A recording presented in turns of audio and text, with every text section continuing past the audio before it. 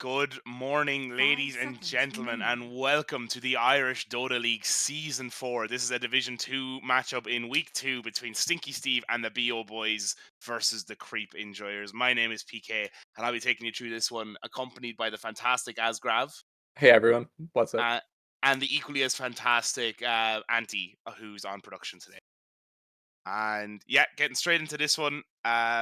Pretty standard opening ish so far. Stinky Steve and the BO boys getting that ban onto the poddy. Shadow Shaman, Creep Enjoyers going with kind of more just kind of meta generic bans. Although I do see a lot of key heroes, I think, um in their ban list so far, and taking a lot of reserve time on this first pick.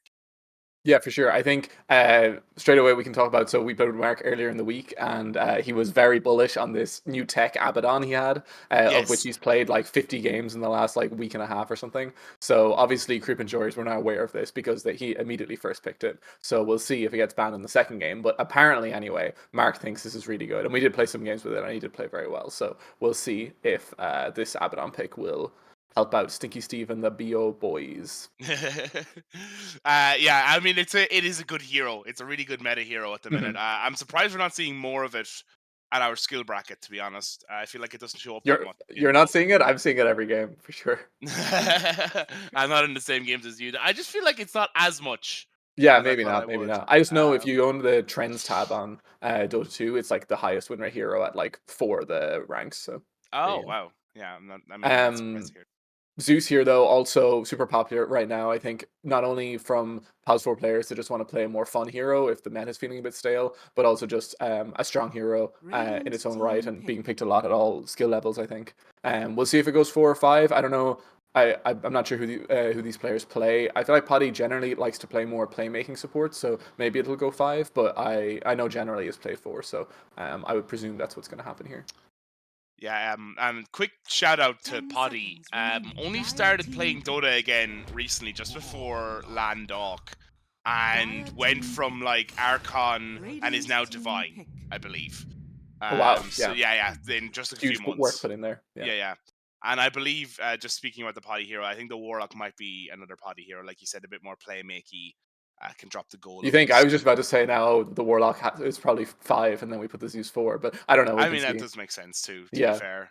Um, Pretty clear like two divides here. I also want to call out the ban on the side of Creep and Joy is the Wraith King ban, even though most people watching will probably think, oh, Wraith King's not played that much right now, but I'm pretty sure it's definitely Bambi's most played hero or one of his most played heroes, so that's definitely a target ban for Bambi there on carry. But yeah, two different kind of I mean, I don't know what the Pudge, but definitely the Bloodseeker Abaddon. Like Bloodseeker is probably top 3 most like meta carries right now, so they're playing very to the meta. Whereas Warlock, I don't think we've seen too much of. So two different approaches so far. yeah, two very different approaches so far. And the And then they throw the Doom, Pudge in, but yeah, yeah, I mean, keep Hodge. yeah, true. If you let this hero through somehow this far in the draft, you shouldn't be surprised that it gets picked up. Yeah, Menace, heat-seeking hooks. It's insane. for sure. But this is a great Uh, Doom pick, like straight away. Like I know yeah, it's not against like a Morphling or like a Bristle, which are maybe two of its most like iconic heroes it counters, but like still really good against Bloodseeker. Obviously, he wants to regen with all his passives and stuff. And Pudge is also a high regen hero, and Abaddon obviously with the ulti as well. I don't think you're gonna be dooming the Pos 5 Abaddon too often, hopefully for the Doom. But still, you know, three heroes that the Doom effect has a really good impact on. So yeah, it looks pretty for good so far. yeah, really, really, really good Doom pick. I'm liking the team fight from Creep and Joy so far, and the Ursa pick as well. Really good into Pudge. Not Yeah. something that Bloodseeker wants to stand and fight with, and it can just stand still within rage on and fight the Bloodseeker while Hmm. ruptured. So, Yeah, pretty for good sure. pick there too. No, definitely. I like it into Bloodseeker. Hmm. It's cool. I wonder. So, what do we think this Pudge is for? You said it's key, so we still need an off lane here for Stinky Steve and a mid hero, and then we're probably Yeah. just looking for mid for Creepy Warriors. But So I believe it's no leaves off lane, right? And then Stinky Steve mid, yeah, I believe is their team. I Yeah. saw. I think I saw No Leafs playing Beastmaster You did. yesterday. So, Yeah, you saw him playing it this I'm just trying to morning as think. well. Oh, I did. Okay, okay. Yeah. Man never stops grinding. No, Um, himself and Key had a warm up game that I saw they were level 16 about 5 minutes ago, and I thought, Jesus, they'll never make it in time for the game. But the fact that they were the first ones They in the figured it lobby out. tells you everything. Um, In a good way or a bad way? no, a bad way, a bad Okay. Okay, okay. way. Fair enough, fair enough. um, yeah, hoping that one wasn't a double down, lads. Anyways, Yeah. Dawnbreaker is gone in the pool, which is probably the most popular offlaner. I mean, they banned it themselves, right? So maybe John doesn't play it. I'm not sure. They just didn't want to deal with it when they had the first pick on Creep and Joyous there. Or no, sorry, they didn't. But anyway, maybe they just didn't want to play it. But yeah, so trying to think of other good offlaners here. Obviously, Beastmaster is popular right now. Timbersaw is popular, but it can be tough into Doom if you get doomed. Yeah, I'm not sure what other heroes here they might be looking at. I presume they'll pick their offlane here, especially when the other team hasn't picked their mid. If they got first pick on Creep, no, they have first pick on Stinky Steve, so they'll have to pick yeah, their mid first anyway. Tidehunter. This is No Leaves has been playing quite a lot of this hero. I believe played it. Did they play it in their first game? I'm not sure. Maybe I'm wrong on that. I'll just check that. Not sure either. But definitely something that he's been playing in pubs a lot. Hmm. If And not, we seem to it seems to have been pretty popular in this IDL so far. I think we've seen a good few Tidehunter picks as well, which is interesting. yes, Um, that is true. The hero definitely making a return. No, oh yes, No Leaves played it game 2 against Cavan Champions. Notably, the Ursa matchup is kind of tough. Like, especially in the lane and stuff. Like, if I don't know what's that lane going to be, Ursa Warlock. So like, Warlock doesn't have a huge amount of kill threat, so we'll see what happens there. But with a more aggressive support, that Tidehunter could have had a tough lane against the Ursa. But yeah, Yeah, we'll for see. sure. I mean, probably will to a certain extent with the fact that the stacks aren't dispellable, but Yeah, especially if definitely, this Pudge 4 as well. So obviously, once again, not one of the strongest laners. So we'll see. I'd be worried about this Tidehunter lane. But I don't know. We'll see. See how the matchup actually goes. you say not one of the strongest laners until poor Warlock is getting dragged across Yeah, the that's lane. true. Very high degree of variation in that And in the yeah, an Guardian lane. enigma, total Yeah, enigma. yeah, yeah. You're not sure what way it's gonna go. What are you looking at in a last pick here for Stinky Steve? Um. Okay. Well, they have good run in with the Bloodseeker. They probably need some form of magic damage. I mean, they're gonna probably go this Ags Bloodseeker build, but they probably need a bit more jump as well. Hmm. Someone who can play with the Tidehunter. I don't know. I don't know. It's hard to know. So who's it gonna pick? Stinky Steve BO Boys will pick their mid here first. I'm They feeling banned an OD Quap in and my Sniper. bones. I'm feeling an OD in my bones. I don't know why. Really? I know Stinky Steve likes this hero, and as a new convert to mid, it's one of the easier ones because you just put other hero in bubble and then deny range creep, Yeah. and it kind of makes for an easy lane, and it does have that magic damage that you can bring in that you were talking about as well. Yeah, they definitely need Uh, some damage on Sticky Steve with the mid hero here because like Tide is like not traditionally a huge damage hero and Ab is not really either. So yeah, no, they definitely need a hero that can do magic damage. I think here, but and Quap is gone. I know Stinky plays a yeah, lot of Quap. I think so leaning that on makes to sense. obviously the most Um, meta hero in the game at the minute. yeah, problem is if you play a Um, lot of these spirits, they don't love playing into Doom. I mean, Bloodseeker is probably going to be Doom's main target, I would imagine, but hard to know. Uh, Yeah. TA. Okay. I mean, it's damage, right? Is what they want, so it makes sense. Yeah, Um, I didn't know that was in the Sinky Steve wheelhouse. To be honest, I didn't yeah. realize you've been playing that hero. Um, I'm not sure how amazing it is. I mean, it's not a Doom target, so that's good. I think Warlock will either. I mean, if you don't kill the Warlock, he's gonna kite it out pretty well, and with the upheaval, it's pretty good against the refraction charges. But also, TA can like one hit him by like minute 25, so that's gonna be tough too. So, um, yeah, we'll see. So I suppose we'll see what the mid matchup is, but I think TA is a good hero to have an idea that you're playing against because there's probably a good few heroes that can match up okay into it. So we'll see what they decide to go um, with the puck. yeah, I believe I remember. Oh, and follow up with the puck. I believe I remember talking to a certain maniac player that the three of us know, who ended up playing against this Templar assassin in Immortal Bracket and despised it. Yeah. Yeah, and now I don't know how true that is for kind of the lower bracket. Stiggy Steve around Ancient now, I believe, Legend Ancient, Hmm. exclusively solo queue for ranked. But I'm just not sure. As well, I think it's more being played as a carry hero rather than a mid. Yeah, yeah. Um, Yeah, I don't know how much it like I mean, I think you definitely need to get Blink. You definitely need to be able to, like, when Tidehunter ulties, like, she needs to blink in and be able to, like, kill off one of these heroes straight away. Like, it is good damage, but as long as you can get to the heroes, you know, like, it is a little bit more kiteable, for example, maybe than like Storm Spirit or like Void Spirit, which I know is banned out and stuff, or Quap, but no, it could work. I'm not sure how this matchup goes mid. I would imagine like Puck can dodge some of the side blades, but I think as well it's probably a kind of a skill based lane. Like I would imagine that if Stinky's really on it with the positioning and stuff, Puck could probably have a tough time. So we'll see how that goes. But I don't think either hero will have trouble farming. Is probably my, or at least I don't think TA will. I think Puck will like either draw even or maybe be a little bit behind if TA gets a lot of damage on him. But we'll see. Yeah, can sort the denies really early. Mm-hmm. If you're just joining us, this is the Irish Dota League Season 4. This is the Division 2 matchup in Week 2 between Creep Enjoyers and Stinky Steve and the BO Boys. If you'd like to get involved, there is a Discord link down in the description, or you can go to irishdotaleague.com and find the Discord link there either.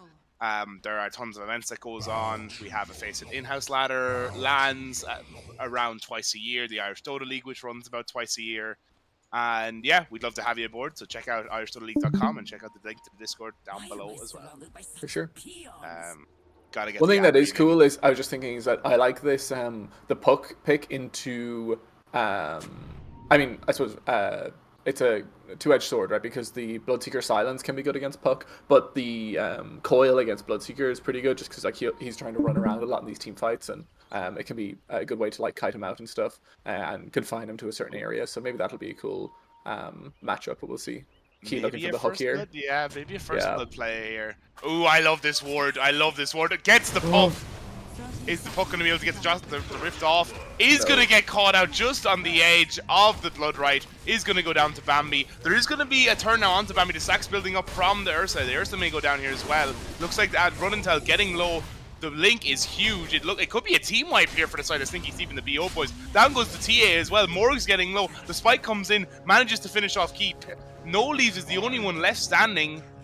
It's a 4-for-2 exchange, with Stinky Steve and the BO Boys getting the first blood, but losing 4 heroes in return. Yeah, that Warlock Fatal Bonds did a ton of damage in that fight. And then Ursa, obviously, as well, a really good first blood hero in that way, if they stick around. Probably not what Stinky Steve expected, or Stinky Steve's boys expected to happen there, but, you know, whatever. As we say, there's a lot of... You kind of got to go into those fights not really sure what's going to happen, and so this 4-2 is what we come out with. Yeah. How did the runes go, do we know? Were they even? I think it might have been 3-1. Yeah, 3-1. Okay. Oh no, 2-2. 2-2. Never mind. 2-2. Okay. Lovely. So yeah, we'll have a look at this bottom lane for the Radiant. I think so it is. Oh, Paddy. So Paddy is playing the Warlock. We were right about that, but Paddy is playing 5. So does he always play 5? I thought he usually played 4, right? Maybe I'm off by that though. That could be just me. I think he might have been playing 4 at Landok. Okay. But I'm not sure. That's fair. But anyway, yeah, so we'll see how much Ursa feels he can contest this Tidehunter here. Like, technically, Ursa should be able to build up a lot of stacks and things should be able to happen, but we'll see. Warlock, as I said, not the biggest kill threat support. So, yeah, we'll see how that ends up. It could end up that they both end up farming pretty okay. But. Yeah, this mid lane will definitely be, it'll be interesting to see how it goes. I'm not sure how would you imagine this? How would you imagine this would turn out? I mean, I was kind of in agreement with you that I think it'd be like kind of skill based. Yeah. I don't think any hero has like an inherent advantage over the other, at least early. Yeah. But I'm not sure. I'm not sure Favios's mid experience, but I know Stinky Steve is just converting completely from carry, so probably a little bit of allowance there. That's fair. You know, I gotta stand up for the carry to mid converts. Yeah, you know, you've gone through it yourself. We're a rare, you know, we're a protected species. Indeed. Getting low here on Stinky Steve. Doesn't have any refraction charges left. Is gonna get hit by the rift. Might have been a brave play from Fabios. Yeah. Drops. Oh, does manage to... Oh, kites out the water with that extra charge. Gets the dodge. And, of course, with that innate, already up to half HP. with that big dodge, because I think it counts as a spell. Oh. On the bottom lane, Poddy is going to go down, but it looks like Key may go down in return to the carry of Ursa. Ursa is going to be getting the right clicks in onto No Leaves now on Immortal X98. Going for the chase, not going to be able to finish off the kill. But yeah, pretty good. And Fabios does manage to get Take out the Stinky TA. Steve. Yeah, it does manage to take out the TA. Is right. Key teeping into mid here. Smoked. This is a key pudge play. Is what this is. Oh, Tough and kill just on the puck. yeah, definitely a tough kill on the puck. If I was Fabios, I would have 100% Walk straight into that. No, well, walk straight into that, yes, but also tip Stinky Steve, because I know that he'd be tilted about it for the rest of the game. Yeah, that's right. Yeah, cool that Fabios, I know maybe he made an over-aggressive play initially on mid, but like he was able to rally it up there in the end and get the kill, so fair play. That's a big swing in this mid lane if we thought it was going to be even. Probably pretty puck favored now after a kill, so. Yeah, after a kill like that. And I suppose Puck, one of the heroes where you can just make those big skill plays like that. They're a bit flashy, but they're very good. Getting the go out here onto Key now on the bottom lane. The Fatal Bonds is pretty big, linking it up to all the creeps. Key getting quite low, probably going to go down here to Immortal. Drops the tree. With the tree. Yeah, I honestly thought he'd get away there for a second, but no, the creep vision proves too powerful. Yeah, we're seeing exactly what we talked about there, right? So like these are two big melee heroes that you kind of have to like, you can fight straight into. Oh, and the puck goes down. Ooh, Stinky Steve, what a kill with the side blades there. The lane's being pulled back here. Yeah, absolutely. Just as we were counting him out, he pulls himself back in with the "fuck you, mousy" sponsor there. Bambi, a little bit of a go out onto Owly here. Sorry, Owly, a little bit of a go out onto Bambi here in this top lane. As Run and Tell gets the D ward, I think. I thought I heard that. Maybe not. But you can see all three cores of the Radiant on top of the last hits right now, but in reality they're all pretty close, so I don't think that really means too much. Doom's having a pretty free lane on top, it seems. I mean, Bloodseeker Abba, once again, Abba's not like the biggest kill threat support either. Oh, might go down here. Does threaten dying, I suppose, every now and again, and down goes Run and Tell. Bambi looking for a bit of a follow-up here onto Owly, getting a lot of right clicks down, knows that he doesn't have any mana, not going to be able to secure that one. The Thirst movement speed isn't going to be enough. Yeah. And yeah, pretty big kill there. For sure. I mean, it is only the past 5, but still, you know, Bloodseeker has to play a bit careful now for a minute or two and just swings the momentum a bit, so. Yeah, and I mean, it just gives kind of Morgs a bit more space to get the farm up as well. Yeah. I'd imagine, like, against the Zeus, at least you have the Abba in the lane, so it's like, okay, he lightning bolts you, you throw up Miss Coil, like, it's pretty okay. But also, like, Bloodseeker, if he's going to try and make kills on the safe lane, like, kind of needs someone to hold him in place for his second spell. So, you know, I don't see that much kill potential here for Bambi. The lack of stun in general on the side of Stinky Steve and the BO boys might prove to be a bit of an issue. But that being said, yeah, they're pretty Ravage reliant for sure. There's not too many stuns on Creep Enjoyers either. A little bit more CC, it has to be said, but I mean, at least they can play around the Ravage on Stinky Steve, right? Like they have that kind of like total hero like kite out ability, yeah. So. Yep, throws the hook. Don't think not you sure want if to hook that Ursa. Yeah. Not sure if I'd be happy with getting that on the end of my fishing line, anyways. But sure. Yeah, I think this Ursa fourth hero pick for Creep Enjoyers was a really good pick. Like they knew that their lane matchup was going to be this Pudge Tidehunter, and it's super good in this lane. Like we're seeing the effects. And he's going to have the go out onto Key here. Must Oh, have the boots. Key with the kiting does manage to kite it out for quite a while. In the meantime, Owly manages to get Run and Tell on top. Bambi getting the return kill as well. So that's 3 kills going off across the map there. Pretty big kill for Bambi, honestly. I'm sure he's really happy to get that. I mean, they trade with the Abaddon, but at least they go 1 for 1. You know, better than 0 for 1.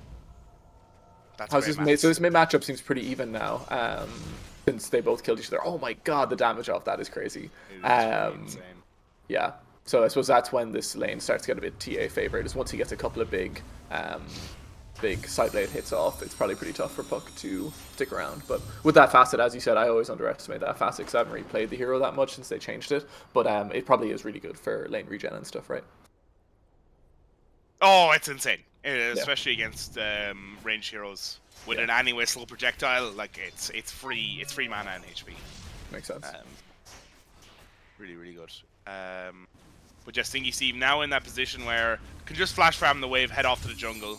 Yeah, which is a great place to And be start in. Like, really, he's really kind of dodged accelerating. any part of the lane where he felt like the puck was going to be a threat, and now he's just going to push the lane out and hit the jungle, which TA loves to do. So I think you can pretty much say this TA is going to come online to whatever he wanted it to be this game. Whether it'll be effective based on the team lineup, we'll see. But Oh, Poddy with a, close one. a next level awareness there on the hook. I would have been hooked there. For sure. Um, It's actually nice, like the Warlock hero, thinking about it, like that heal actually does so much. Like we saw before, like Pudge, against a different pos 5, if Pudge hooks them with Rot, the hero just dies. But with the Warlock heal, like Tidehunter can't really come over that easily to add damage, so he can kind of just walk away if the heal's at a high enough level, which is cool. yeah. Here comes Pudge. Yeah, Pudge coming in behind, maybe getting caught out of position. Stinky Steve is making the go out on the bottom. They drop the Warlock ulti. Poddy managing to secure the kill there on the key. Stinky Steve is coming here. They do a shield rune as well as invis, but no, deciding to TP away now with the ult drop. Goes out in the Does get the TP top. That's what was going on. Gets the Doom down onto Bambi. Gonna secure that kill. Stinky Steve not there in time. Is going to be there for some of the golden XP for the kill on Owly, but not at the time to save the pos 1. Yeah, that's a pretty good turn of events for Creep Enjoyers there. They get the Bloodseeker pos 1 with the Doom, which as we said is probably Doom's best target this game, and then also Pudge dying bottom again. This Ursa is going to be a big problem, and Stinky Steve's not going to like having to roam around the map like that. Then TP top, it's kind of a mess. So, good TP out by the hook. No hook. Yeah, no hook there on Key, making the wise decision to get out of there before Bambi TP'd in and dropped the. That's kind of the issue with this Abaddon hero here as well, right? That let's see if this oh my god, down. Yeah, getting the go out onto No Leaves. No Leaves is tanky in that Tidehunter with the passive, but with the spikes coming in from Owly, the right click from Immortal, it's not going to be enough. The stacks just got too high, and another big kill for this bottom lane, which has, despite not being the most aggressive support duo, I know that's not the support that we're laying down there, but has managed to secure quite a few kills this lane. Yeah, no, for sure. Ursa's done great. As we said, it's a good matchup. The Warlock has seemed, especially now when he got ulti there, that made that key kill possible. And this Ursa is going to be flying in the mid game, no doubt. I was just thinking as well, it kind of sucks for Key now, right? Because he's trying to make plays around the map. Puck's really not a good hero to play against. Ursa isn't either. Maybe the Doom is, but then you actually don't even really have another hero that particularly wants to play with you right now. Like the Abaddon's not going to add much if you're trying to kill a hero, and the Tidehunter maybe wants to farm, I don't know. So it's kind of a tough place to be if you're playing Pudge when your lane hasn't really gone well right now, I was talking about my mic muted again. Yeah, I suppose you're looking for those places across the map to make plays, to land those hooks for the initiation. And yeah, like unless you're hooking the hero into like Bloodseeker or something right now, and Bloodseeker's probably farming, it's kind of tough, or like Tidehunter is like playing in a place where you can hook it to him. But I just feel like it's probably like Key is probably like, okay, how can I make a play here right now? They're gonna both make a go out onto this top lane. They get the rupture down onto Morgs. The Doom is up. They drop the Ravage from No Leaves as well. Rudintel walks in, popping the ultimate. They're gonna get the kill here onto No Leaves, who does go down. They might get the follow up onto Morgs. Bambi doesn't get the regen, I don't believe, doesn't get the full regen there anyways, or maybe it's just at too low a level. Rudintel using the ultimate and the miscoil there to keep Bambi safe. Nearly was able to do the same for No Leaves, just not quite enough. But yeah, 1-for-1 trade for offlaners, and you're probably pretty happy with that on the side of Stinky Steve and BO boys. Yeah, especially when Doom used Doom as well, so that's off the map for your Bloodseeker now for the next minute. It does feel like, I don't know if Puck had no TP, I feel like that kind of started to look bad for Stinky Steve. Like I think if Puck had TP'd, that definitely could have been a Bloodseeker kill, but anyway, he didn't, so it's 1-for-1. Yeah, Puck doesn't have coil, I think, so that's probably why. Okay, maybe that's fair. But yeah, it started to look a bit bad. I don't know how Doom lived so long, to be honest, but anyway, I think, as you said, I think it's a fine trade for them. Even though this Tidehunter's had a tough lane, so like him dying again is pretty bad for his game, but having no Doom up for now for the next minute or minute and a half is definitely good for Stinky Steve. Yeah, for sure. Poddy.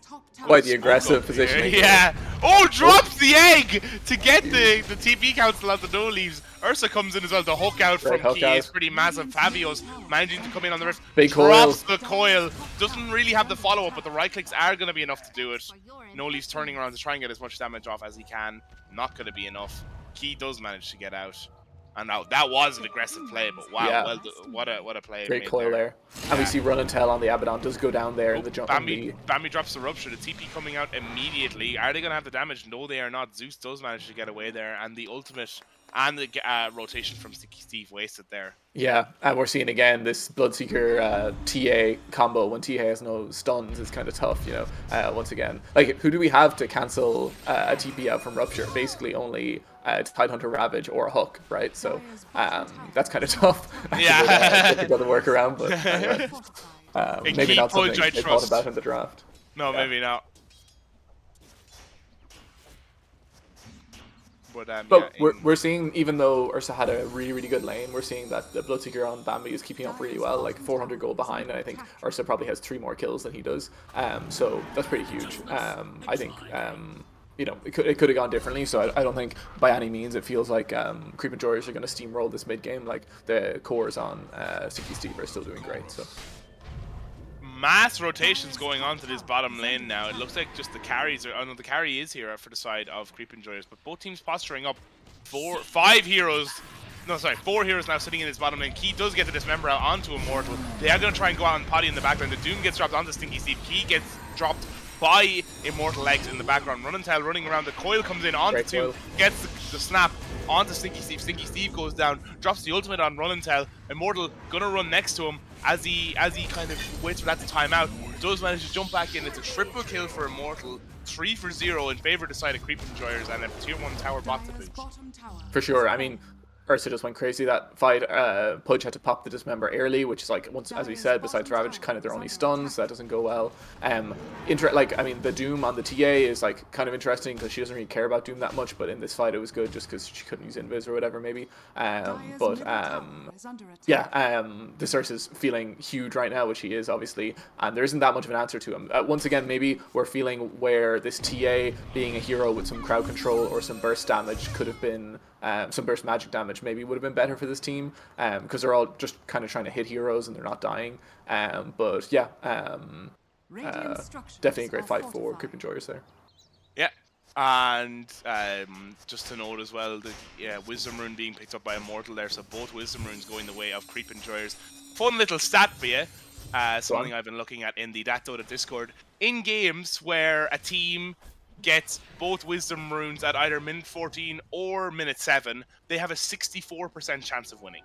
Wow, that is crazy. Yeah, that is crazy. That is the win rate on that. Now, that was quantified a bit with, if you're getting both Wisdom Runes, it means you're doing well, so you're more likely to win anyways, but, you know. Yeah. Still an interesting statistic. Is that in pro games, or? That's in pro games. That's in okay, games. that's cool. Yeah. Just makes an sense. interesting one. That's a good one. But yeah, this Ursa is huge right now, like 1300 above his. Dropping the number down onto Immortal, but this Pudge is having a really tough game. Yeah, really. I don't think he can go to this side of the map anymore. I don't know. I mean, there's no one really playing on top with Bloodseeker besides this Zeus. But I think this Doom or this Zeus would have been a better target, like for him to move to earlier maybe. Just because at least Doom's like a big body you can hook. I mean, he can kind of run away with his second spell, but still, if you have anyone else, you can actually kill him. But like Ursa's just not dying to him now. I don't think being on this bot lane near the Ursa is going to work out too well. Yeah, that enrage. Low cool. Yeah, and he's just going to turn and use Fury Swipes and kill him. So, despite Key's prowess on Pudge, it's just being a tough game for him so far. Speaking of the Ursa, manages to make that rotate top, runs top, no Blink Dagger, managing to get the kill onto Bambi with a spike down from Owly. Doesn't have the mobility to get out there. That's and it looks, that is a massive kill. It looks like Stinky Steve and the BO boys are just trying to turtle up, get as much farm as they can, and try and maybe hit some sort of timing before they can take a team fight, because it feels like they just cannot fight the side of Creep Enjoyers. For sure, and this is a really heads up Ursa or Roche play on the side of Creep Enjoyers. Like, they know that Ursa's way ahead. They know that like Bloodseeker just died. He probably doesn't want to fight now, and a really good early Aegis here. As we said, that kill on the Bloodseeker by the Ursa is just so huge here. Like, even 2 minutes ago we were just saying about how the cores are actually still pretty close together, and now there's like over a 2k difference between Bloodseeker and Ursa. Yeah, definitely just extending this lead. Bloodseeker's got to feel pretty rough. And this drops the Doom on the Stinky Steve, who does pop some of the side traps. The long TP in from the puck may just secure some of the getaway here. Drops the ultimate and the Dream Coil, but the hook in from Key Punch Huge hook by manages Key to there. secure the escape. What a hook. That's why he is one of the GOATs. Yeah, That's why for you do sure. not let him get this hero. Yeah, even in a tough matchup, that was hugely impactful here. Yeah. But oh no, this Bloodseeker goes down here. Gets the silence in onto the Kite out Bloodseeker. Yeah, misses. Ravage misses. The hook comes in, nearly hits Immortal. Just about manages to take it. No Leaves jumps in front. No, Mr. President, get down! Fabio's going in now onto Stinky Steve. Gets the Jostling Rift out as well. The Mistquill comes in from Runnintel. It's not going to be enough. Key drops the Dismember. That's not going to be able to do anything either. Fabio's finishing off the kill onto Key at 2 for 0 and a mid-tier 2 tower now for the Creep. Yeah, just a great macro play by Creep Enjoyers there, having the Aegis. They're like, okay, we're just going to run at these guys. They literally can't fight us. I mean, two big plays to highlight there. Obviously the Key hook, and then also Mark and Run and Tell had a huge save on Bloodseeker there. Like Bambi actually didn't die. He got a shield off and a big coil off at the end and saved him from the Ursa. But even still, like, and they were like the Ravage is down now, which is like kind of their like only way to like play a fight. And yeah, you just got to feel like you're getting ran in here by Stinky Steve, even though, you know, great plays, some great plays by their individual heroes, but their map is going to start getting really small against this Ursa. Yeah, I thought in kiting out the coil and the Warlock ult that they might have some ability to fight, but with the Ravage missing, yeah, it makes it super tough. Like you said earlier, it feels like they're super reliant on this Ravage spell. For sure, and it just feels like if Ursa is like, who's killing the Ursa right now? Like even if the TA or the Bloodseeker walk up, there's so much, they're kind of low farm, and if any of the other heroes are there, they're just going to take too much damage, you know. So and they've got a Shivas on this Doom now. Yeah, I don't know. It just feels really hard for any of the heroes on Stinky Steve to like come up and kill this Ursa through Enrage, etc. You know. Yeah, for sure. It looks like they're posturing up to take this bottom tier 2 now. As Stinky Steve gets caught out by the Dream Coil in middle. Run and Tell trying to do as much as they can to save. Pops the ultimate with the Nimbus. Down goes Stinky Steve. Down goes Bambi on the bottom lane to the two supports and Immortal. Really good heads-up play by the Creep Enjoyers. They're realizing just how strong they are, that they can make those two goals separately and make them work. Split the resources of Stinky Steve. And yeah, and fair play, like being able to separate their resources and realize, okay, this unit can make a kill and this unit can make a kill. That's very cool. Good TP out by Mark there. He got out. Unfortunate for Bradley, I'm sure, or Bambi. I'm sure he's feeling like the map is pretty hard to farm right now, so he's going for that more aggressive farm. But they were waiting for him, unfortunately. So yeah, I don't know. This Tormentor, just coming up at 20. This is such a good play. So unfortunate for Stinky Steve, but works out perfectly for the side of Creep Enjoyers. Yeah, pretty big to be getting that shard. And onto Poddy as well. That's a huge shard to be getting right on 20 minutes. 1 minute 30 on the Aegis now. I wonder, will they try and make a high ground push? I feel like it's probably too low for them to push high ground, especially if Ravage is back up, but we'll see. Yeah, I mean, they have to feel really strong. They're up 17k at 20 minutes, so this feels nearly 1k a huge lead. Yeah. With Stinky Steve making a play out here, trying to get a bit more farm up. Nearly has that Desolator, which will be a pretty big power spike. Won't have the Blink Dagger, probably for the high ground defense, but that Desolator will be pretty big. Try and get a few charges up on it. Looks like they're trying to. I'm not sure what they're trying to do top. Maybe it's just they're trying to play around each other. Smoke play. Now it looks like Creep Enjoyers have read this pretty well. They saw them coming across into the top jungle on the vision. Out from that. They're not 100% sure where they are, but they know they're somewhere around this area. They see TA Crow, they see Abaddon here. Yeah. And they completely bypass the Abaddon, jumping straight onto the TA in the backline. Drop the coil, drop the Warlock ultimate. Gonna get Stinky Steve. Run and Tell does pop the ultimate. He's gonna be caught up in the soup. Is gonna go down. Bambi going down to Morgs in the background. The Doom does get dropped. Immortal X finishing off Run and Tell. And yeah, this has been kind of the story of the game here now, where the Creep Enjoyers just seem to be one step ahead of the BO boys. Yeah, for sure. I mean, that's the tough thing about this Bloodseeker Doom matchup too, right? That you thought, like, already it's a really bad matchup for the Bloodseeker. Like, Doom wants to Doom him every game. Maybe you thought if some of your other cores were doing better, he might be forced to Doom onto other heroes too. But unfortunately, you're the highest net worth hero in the game, and your other heroes are struggling too. So if you get doomed, there's really, there's nothing else to save you, or there's no chance of you not getting doomed essentially. So really hard for Bloodseeker to fight, and that was such a smart blink there, like seeing the Abaddon, knowing the TA was going to be behind him him in the trees, literally completely jumping over him. Like, I don't care about this guy. Really, really well played by Creep Enjoyers. So this is looking pretty grim, I think now. I think anyone watching would agree. Now, Gaben does agree with the 95 to 5% win probability there. Yeah. Tough one. Tough one when even the big man himself doesn't believe in you. Yeah, just feels really hard to make a play on Stinky Steve, I think. Yeah, I agree. Not him personally, on the team. Maybe him personally too. But... maybe we'll get the kill on Fabio. Does have... Oh my god. So well played with the what's that third spell called? The Rift or whatever. No, the Rift. Phase shift. No. Yeah, phase shift. Yeah. So well played there with the heals. Oh my god. Yeah. Now usually you think there's not too many heroes in the game that TA is not going to out-trade, but really well played by Fabios there. Yeah, it's just banking on that the gold difference that has the extra items is able to make those plays like that. But it was close. Was very, very close. Very unfortunate. So it looks like it does look here like Creep Enjoyers do feel like even without Aegis they have the strength to go up here, and I think they're probably right. I don't know if they're going to try to finish the game without an Aegis, but we'll see. Yeah, maybe looking to just force out like a glyph or something, waiting on Stinky Steve to respawn. Just take control of this map because they can't get out of their base now.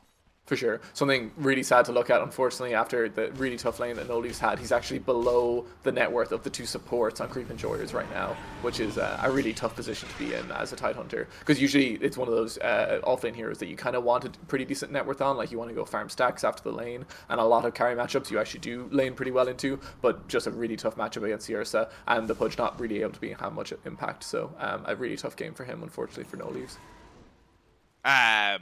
Yeah, but the Ursa did a super good job of making sure to nullify the Tidehunter as much as possible.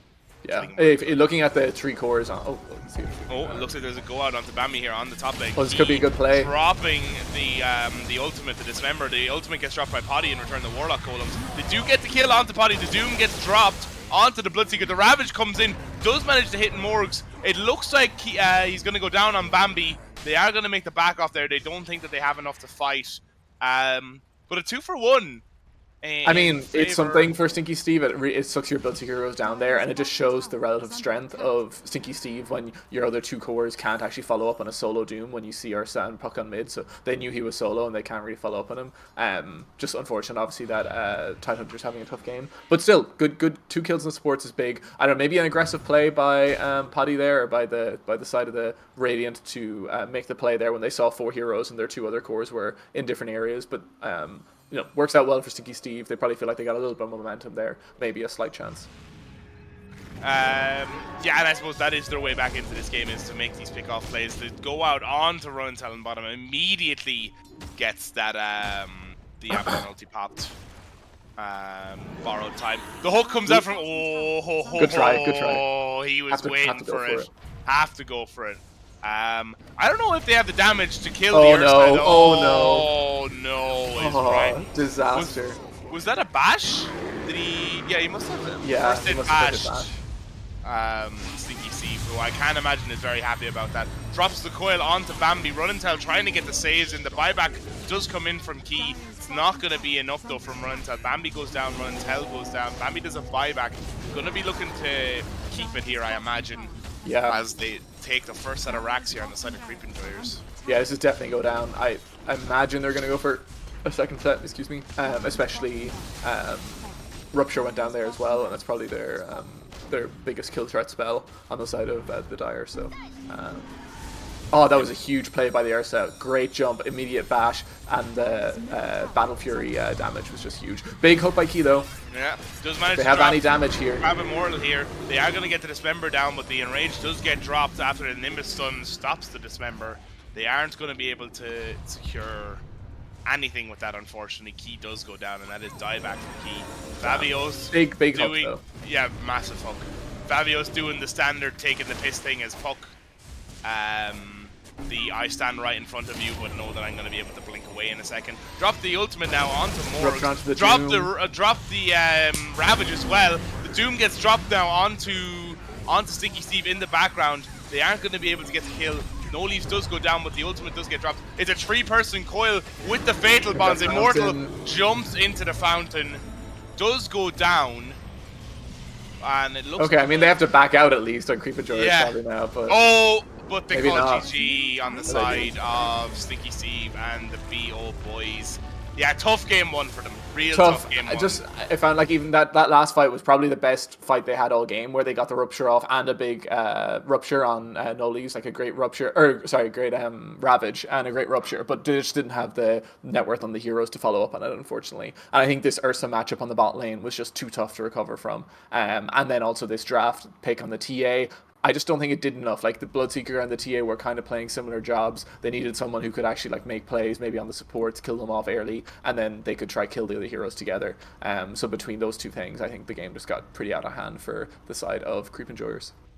Yeah, for sure. It got pretty out of hand really, really quickly.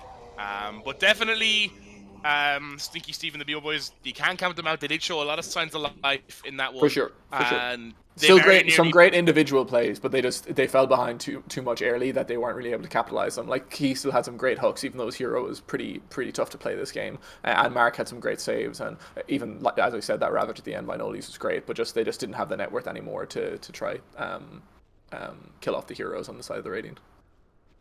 Yeah, and with that, we'll be taking a short break between game one and game two here.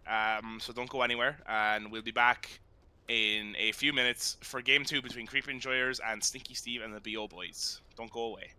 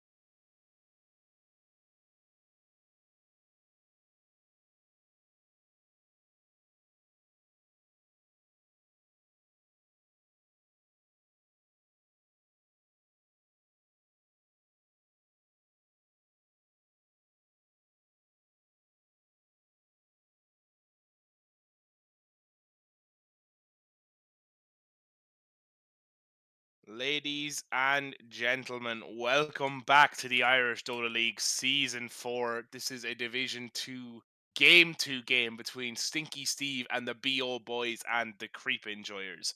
My name is PK. I'll be taking you through this one with the fantastic Asgrav Hey everyone. and the equally as fantastic Mr. Anti on production. And yeah, let's get straight into this one. Bans looking pretty similar to last time. The Warlock gets a respect ban I love that. from the BO Boys. It actually was very effective in the last game. Like I think Key and Noli's really struggled playing against it on the bot lane. I still think if they'd had a better jump hero on Stinky Steve, it maybe wouldn't have done as well as it did. But still, fair respect band. Paddy played great. So Yeah, as Paddy said, 3 heroes, but my God, does he play him well? yeah, Wow, for the sure. hero puddle seems to be gone. I really hope Stinky Steve. Oh no, Stinky Steve isn't the captain, because he's just after disconnecting the game. But yeah, I think that is literally the Paddy hero pool. Which Gone. is Lich the third one? I think so. Maybe Bounty, Oh, but I okay. think it's Lich. Um, Earthshaker, Okay, first pick from Creep Enjoyers. so it's a deny pick for Key as well because they know he plays it really well. So that's a good pick by Creep Enjoyers. Yeah, Still good not a first pick. particularly popular hero in this meta, like not something people are first picking, but maybe if they think it's worth denying the pick and then getting the extra ban on a Sticky Steve hero like Quap, that was their potential strategy there.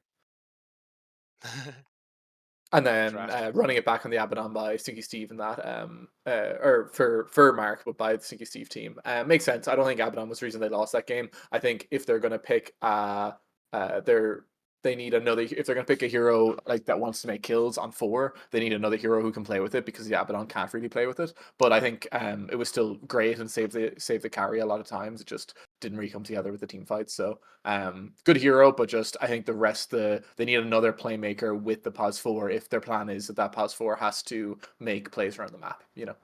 Yeah, fully agreed. Fully agreed. Um, and a bit more crowd control in general, I think, Yeah, for the yeah, side of would Stinky agree. Steve and BO Boys. Um, We see the respect band Wraith King again and the Spectre for Bambi. I think obviously Spectre's a really good hero, but I think Bambi's been playing a good bit of it recently too, so that makes sense. And they're back in the Bloodseeker. Okay, so identical start for Sticky Steve. Obviously, I think maybe it was the end of their draft that was more of an issue last game, not the beginning, which I could agree with. The only thing is, if they banned the Doom. Okay, so that's a big change this time, which they probably needed to do last time. This time they realized that, they rectify it, and now they have Bloodseeker playing without having to play into that Doom. So I like that a lot better. yeah, and they're pretty happy with their bans on Creep Enjoyers, and pretty happy with their Zeus pick as well. Yeah. It would seem so. That's an Owly. That's the Owly hero, I believe. But would that mean? Oh, no, unless So is it's it going to mid, be? Maybe it's Paddy mid, or but otherwise, yeah. Does Paddy play or Shaker? Maybe he does. Maybe that's why. Maybe he was the only other hero he wanted to play, and they were like, okay, that's why we have to first pick it. I wonder. the Uh, secret hidden fourth Paddy hero. yeah, I don't know. Does that mean they'll do a lane swap? Because like I don't know if Shaker 5 is really doable, but we'll see. We'll see. It's a bit of an enigma right now. Never mind. I was going to make a horrific joke, but I Okay, decided great. against it. Spare all our viewers and you Yeah, uh, I could hear from that hear the one. cogs turning. To be fair, so I was like, there might be something. um, but yeah, where do you think they're gonna go now? Oh, I guess we're about to find out. Lion. So Okay, I so this guess it is is. unless it's offlane Shaker is also a possibility. Yeah, that's true. Um, That's true. I don't know any of these guys' heroes or to be mid honest. Shaker is totally possible as well. So there's actually a lot of flex potential here. Um, yeah, if we start seeing in the next wave of bans like a lot of those mid heroes that really destroy the Earthshaker mid, maybe we think that's where they're going with it. But at least the one thing we do know is this Lion is most likely a support. So those are the two heroes can be flexed between the two positions. But You do have to quantify that with most likely though. yes, Dawnbreaker pick up here for the side of Stingy Steve. This was banned, I believe, by them in the it first was, game. yeah. So which is Um, strange. I mean, they knew that. I think Creep Enjoyers had the pick that they could have taken it earlier, so maybe that makes sense. And this time they don't. Um, and I presume Nolise plays it because I mean, what offlaner does not play Dawnbreaker in this patch, right? So yeah, I mean it's insane, that's right? pretty strong though. This is like a much really strong hero for them. I would say a much more Ooh, impactful Willow. hero than Tidehunter, like throughout the entire game, more damage as well. So Much more crowd control in this draft as well. yeah, yeah, Dark Willow, pretty good pick, and the Snap Bristleback from Creep Enjoyers. yeah. Okay, Yeah, I interesting. mean, So I so wonder, like it is this has to a? be Shaker mid then, right? I mean, because it could be Bristleback one. It could be So Bristleback there's a one. lot of flex heroes here in That's Creep Enjoyers. a that's a favorite of Um, both of ours. yeah. Thing about Bristle into Bloodseeker can be like two-handed. I mean, the pure damage is good against him, but also like if you can play around it correctly and your team's playing with you, you can even use the Rupture to try to get stacks out, I think, and stuff. So yeah, we'll see. Maybe that doesn't work like that. Actually, I'm not sure. But anyway, yeah, I would wonder if this is a 3 or a 1. Not really sure. If they are going to take the Earthshaker as a 3 and Bristle as a 1, they definitely need a ranged hero for their third hero, I would imagine. But we'll see. I already like this Stinky Steve draft a lot more, I have to say. Even Yeah, I Dark agree. Willow, like if Key's playing Dark Willow here, it's definitely not a hero that is like obliged to make those plays as the Pudge was, and it offers more CC, as you said, so it like kind of compensates for the Abaddon's like lack in that department, you know. I don't know if I ever seen Key play Dark Willow. I don't know about you. I don't think so either, but Yeah, maybe it's something he plays in the background. yeah, yeah. I like the idea of like Dark Willow brambles into Dawnbreaker ult as well. Like you always want a hero on playing with Dawnbreaker that can actually like set up for the ulti if you can. You know what I mean? So I like that. I think that's cool. And then even then from the Dawnbreaker stun then into the Willow ulti, you know, there's a lot of team fight combo there that we can they can throw out. So already I think their fights are going to be a lot easier this game than they were last game. Yeah, I think you're 100% correct. Yeah. Um, Interesting to see where they'll go with the last bans here. So they banned Um, Viper. Um, which like if I see, I know if this is another like one of those like crush the melee mid heroes, then maybe this isn't a shaker mid. Um, I don't know Fabio's is pools, so I don't know. Maybe he does play, maybe he doesn't. They obviously on Stinky Steve think that this Bristle is offlane, so maybe they know that. Who was the offlane player for Creeping Warriors? Was it Morgs? Morgs, yeah. Yeah, yeah. So maybe they know Morgs plays it, or maybe they just presume it's offlane and aren't considering the carry potential. Um, we'll see. Um, I mean, they're also banning Viper right for Creeping Warriors because they don't want to play it into Bristleback, so that makes sense too. So uh, yeah, we'll see here. It'll be Um, interesting. Now, this is when we'll see if where these positions are actually going to line yeah, up. we finally get to see at last pick. Yeah, Whereas I feel like it's pretty binary for Stinky Steve and the BO boy. I mean, maybe the Dawnbreaker goes mid, but probably not, right? for sure. Yeah, And out I from feel that, like I feel like Zeus is like not a good. People don't seem to want to play Zeus mid right now, so I feel like it yeah, has to be Earthshaker mid, but I don't know. We'll see. yeah, I agree. That's my feeling is that it is Shake mid. Hmm. But a weird first pick. Definitely a Yeah, weird yeah, first yeah, pick. for sure. Um, if you are Agreed. gonna put it mid, but I guess did it get banned? It might have gotten banned last game. It got banned by them, I think, against Key.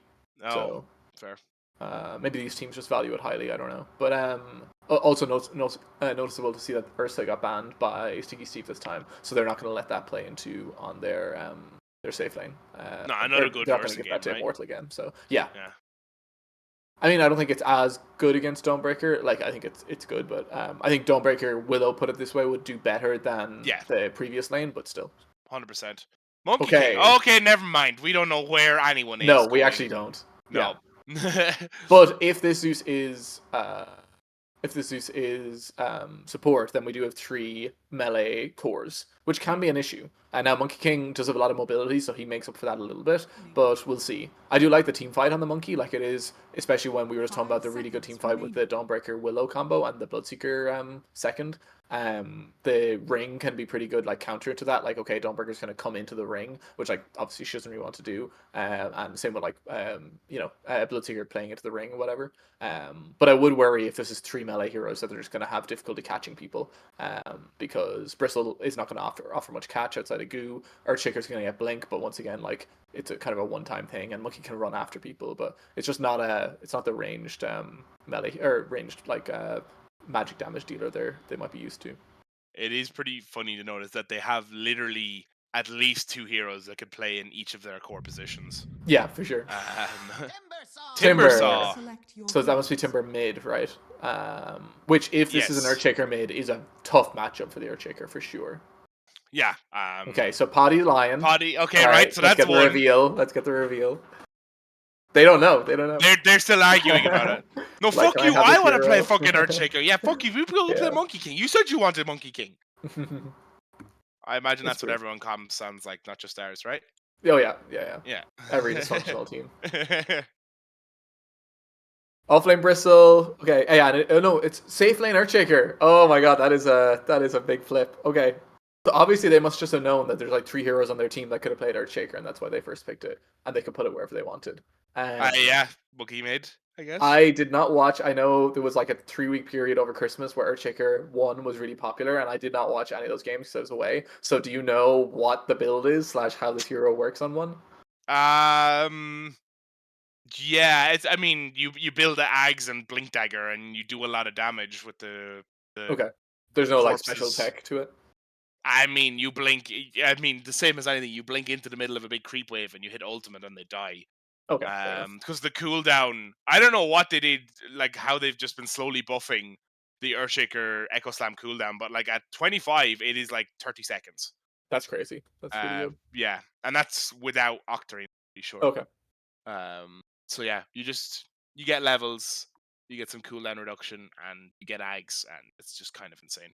But this actually flips it completely, right? Because Stinky picked the Timbersaw, probably presuming this was an Earthshaker mid, but now it's a Monkey King mid, and Monkey King into Timbersaw is actually going to be a pretty good lane for the Monkey King, I would imagine. So yeah, that's going to suck for Stinky now. He's got to feel like, oh, we literally solo picked this hero to play against the Earthshaker, which would have been a good pick if it was Earthshaker mid, but now this lane swap is going to make it tougher.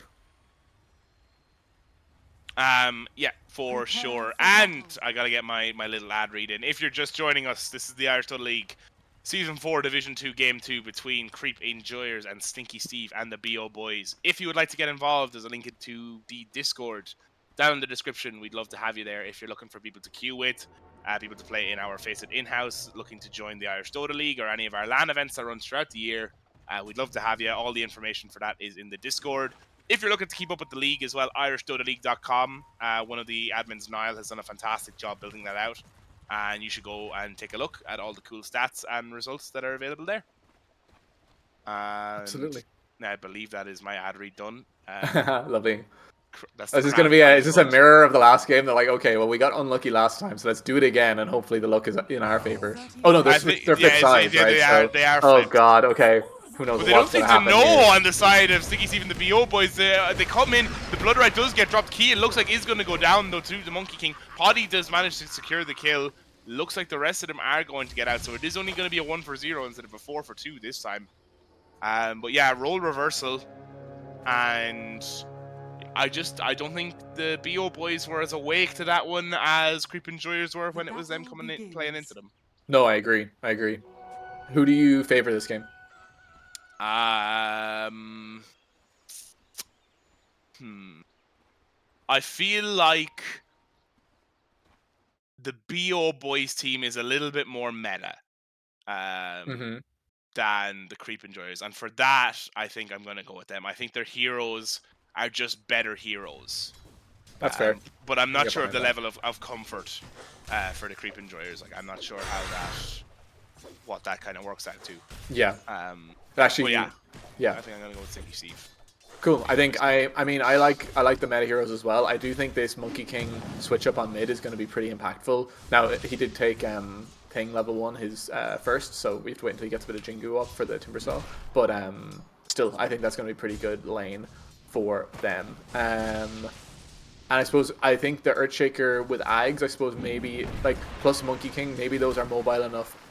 They get the go out onto Owly on the top here. They get the Brahma Maze down, dropping the right clicks down, and they are going to get the kill onto Owly. Nice. So already this offlane going better for the side of Stinky Steve and BO Boys. For sure. Wait, are we? So we're seeing.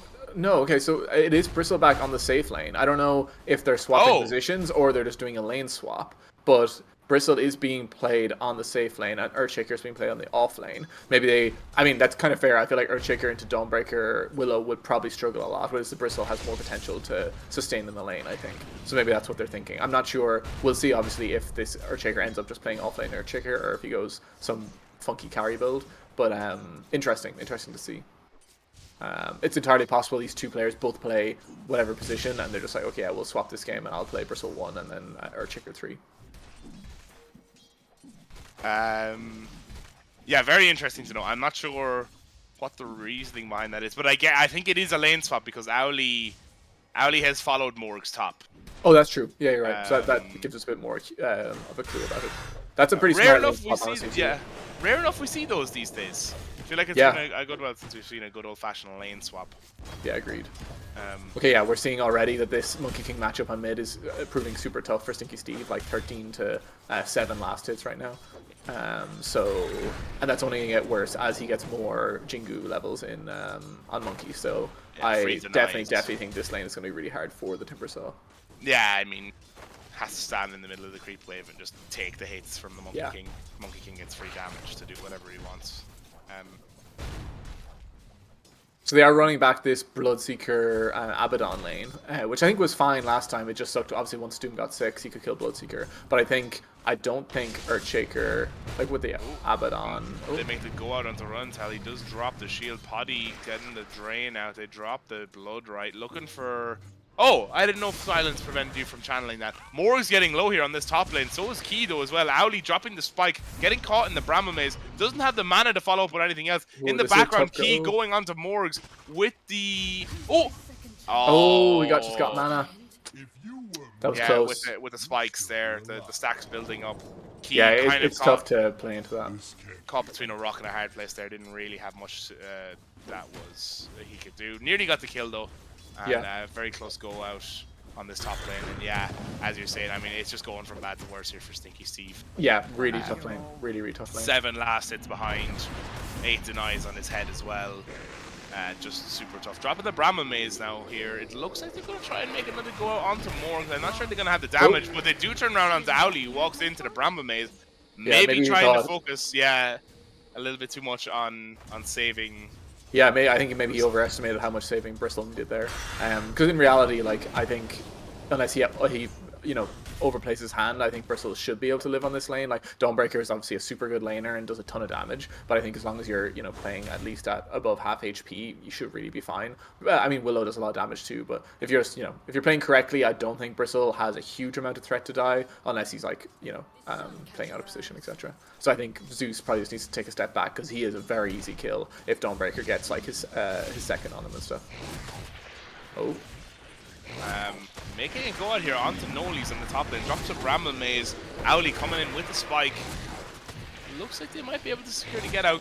Unless Morg's Ghostford is under tower, not going to. Key getting the right clicks down onto Owly. Looks like they are going to perish for their insolence. And yes, does go down. The bristleback spikes.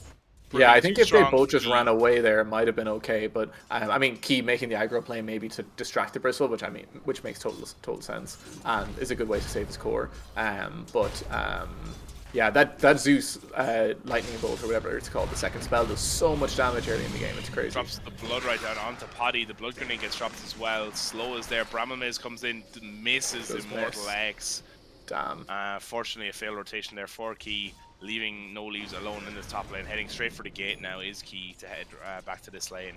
Yeah. But I suppose not the worst timing for it, considering the wave is built up, and No Leaves probably wouldn't be able to contest too much anyways as it pushes in. No, I mean just after dying, and then it doesn't really waste the TP because he gets the gate back. So I think that was totally fine. It would have been a big high upside play if it actually happened. So yeah, exactly. Low risk, high return. High reward, exactly. Yeah.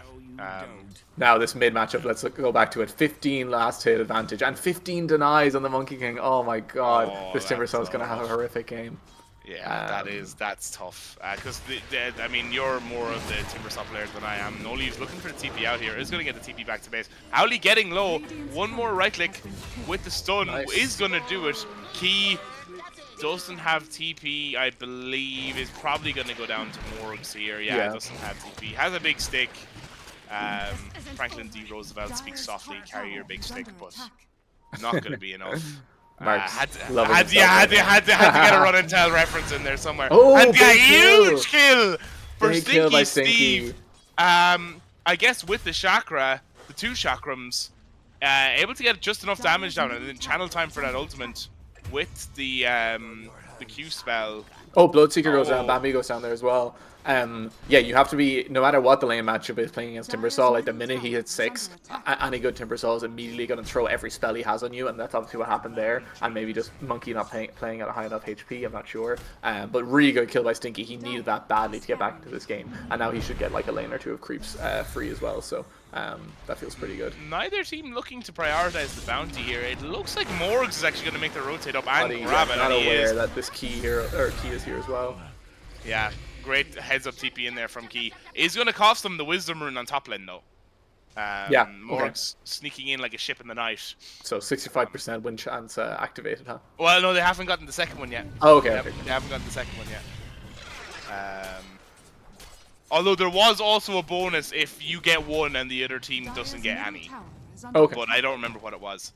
Favios, actually quite close level to No Leaves. He's going to drop the stun here. Gets the Jingu up. No Leaves able to throw the hammer, get away. The spike misses.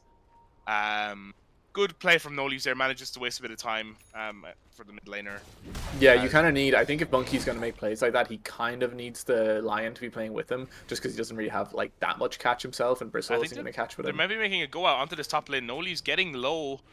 Around half HP now. Owly and Morgs diving under the tower. There's no TPs to come in to help. No Leaves does go down as they make the play now onto the bottom lane. The Bloodright does get dropped. Immortal does get silenced. Manages to dodge the Brahma Maze. Doesn't manage to dodge the Brahma Maze even. I thought he had dodged. Poddy getting low. The stun gets dropped as well.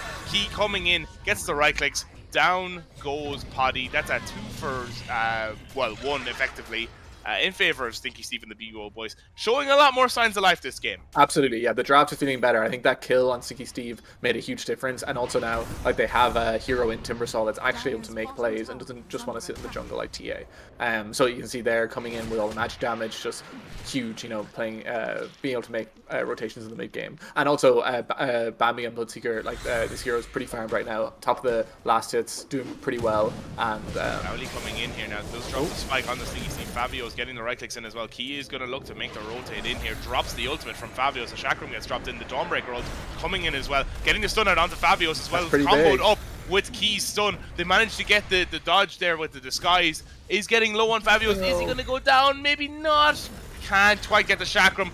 Oh my god. Wow. Okay, they need to get out on Stinky Steve now against his Bristle. Dodges the whirling blades. They are going to be able to secure the stun and hopefully secure the back out for Key there. It looks like they're trying to play out into Owly in the background. The Brahma Maze does get dropped. Misses the Starbreaker on No Leaves. Is going to keep up with the right clicks here. What is going on in this fight? Run until a body go down on the far side of the map. Key goes down here in the mid lane. Stinky Steve getting low, managing to get the Timber Chain, hoping to get out. No Leaves throws the hammer at Owly. Yeah, and in the background there, we lost No Leaves and we lost Poddy. Sorry, not No Leaves. We lost Run and Tell and we lost Poddy. Jesus. Okay, so who they die to? That is yeah, I guess. Okay. I guess. That was a Owly manages to get Stinky Steve in the mid lane. Speaking of as he fights, huge. That's a huge kill for the side of Creep Enjoyers. Honestly, really unfortunate for Stinky Steve. Yeah, this game's looking a lot closer. I think Monkey King may be underestimating the Dawnbreaker ulti there. Like, he kind of stuck around when No Leaves got a full hit and then actually did a lot of damage. And I know he got away, but I think it was a really good ulti by No Leaves and almost turned into what would have been a huge kill. But yeah, maybe noticing a little bit of a lack of catch on Creep Enjoyers in some of these fights. Like, it was pretty hard for them to catch the Timber and the Dawnbreaker there, even though they were like basically under their tower for a while. So we'll see if that continues to be a trend later. Yeah, at least with the Brahma Maze and the stun, Key is able to kind of be that bit of crowd control and be that bit of catch that the team needs. Yeah. And yeah, Stinky Steve and the BO boys not disheartened by dying mate. Looking to make an aggressive play onto this top lane, which I'm not sure can they really stand up to. I mean, the Echo Slam is available, so maybe yeah, that's the thing. Like Bristle, onto the Bloodseeker go out here. onto Bambi here. He has Getting Rupture, so he can always Rupture and just run away if Bristol doesn't want to follow him, but... I'm not sure. Poddy is coming in here as well as Immortal. They dropped Yeah, the okay. Blood Riot, but it's not going to be enough. That's In the unfortunate. Enchant Totem does take out the Blood. That's a really good gate play by Bristol, like a really smart play, like knowing that he doesn't really want to play on a lane against the Timbersaw, so he's like, okay, let's go make a play on bottom. They catch Owly here in the background, gets caught twice in the Bramble Maze. Key Oh, God. deciding to farm the camp in the middle of that. Throws the magic damage right click at the small camp. Yeah, for an attack move, but yeah. This Willow into the Zeus is proving really good. Like, the Zeus kind of trying to play around in that range to use his spells, but that Bramble Maze is kind of just the right size for catching him in these fights, and he's died a few times now just because Key's had really well-placed Bramble Mazes, and the hero's been working really well against him, so... definitely some upside there. Key able to have a lot more impact this game so far in comparison to the Pudge game, you know. Oh, and they find out Bambi again. The Dawnbreaker ultimate does come in looking for the save, gets the stun out. There is the ultimate here from Immortal. Is going to only hit one as Bambi goes down before it gets popped.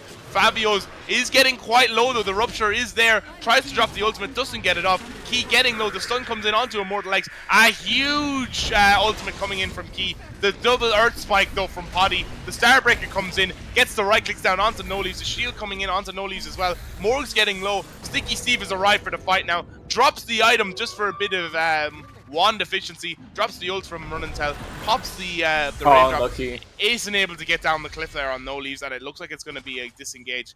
What was that? A 2 for 2, I believe. 2 for 2 or 2 for 1? They lost. They got the Bloodseeker. Yeah, okay. Yeah. Yeah, I feel like No Leaves played that super well again there, having so much more impact on this Dawnbreaker this game. Really well played so far. Like, really good ulti there. Came in, was able to kite the fight in and out. Great second ability. Playing really well so far. And this Monkey King, once again, maybe underestimating the Dawnbreaker ult going onto these heroes. Like, his damage is good, but it's not amazing. And he's definitely, I think he's second in the net worth still, so things are fine. He also, to be fair, he missed his stun there in that fight, so he probably would have maybe lived, or at least been able to do more if he'd gotten the lifesteal off that Jingu stun. But yeah, I think they just need to be a bit more wary on the Dire of this Dawnbreaker ult, because they're struggling to kill heroes in it. So. Yeah, but certainly a much closer affair this game. For sure, and the big thing here is that even though this Bristle usually would be, you know, feeling invincible, and against some of these heroes he is, but this Timbersaw he still has to be really afraid of, and you can tell that in the fights. Like, even in that last fight, the minute Timber TP'd, Bristle has to run away. Oh, still in the Bramble. Does catch it with the Bramble Maze. The Chakram, the follow-up misses. Doesn't have the Echo Slam on Immortal, just drops the Fisher. Managing to secure the disengage for Rowley. Chakram there in the mid lane. Stinky Steve, being pretty happy to just passively push in these lanes. For sure. And Stinky Steve is the highest net worth hero on his team now. Like, what a recovery after a really tough game, or really tough lane. He's highest net worth on his team. He's making plays around the map. He's getting kills left and right. Things are going well. So. I think they did spot out the smoke play there with the haste rune disappearing. Favios though, not going to be making the go out. They drop the Dawnbreaker ultimate immediately. Not going to be able to get the leap away onto the tree dance. Drops the Starbreaker. Gets a pretty big kill onto this mid Monkey King, who has died a couple of times now. Yeah, really, really good play by the Radiant. And you can just tell, like, they feel like they can do more with this Timbersaw than they could last game, and it's really showing its effect. Shout out to Run and Tell, who has adopted the PK philosophy of spam voice lines when you're winning. And then complete silence when you're losing, is that it? Yeah. I don't know. I'll give myself a flamey voice line every now and again when I need to.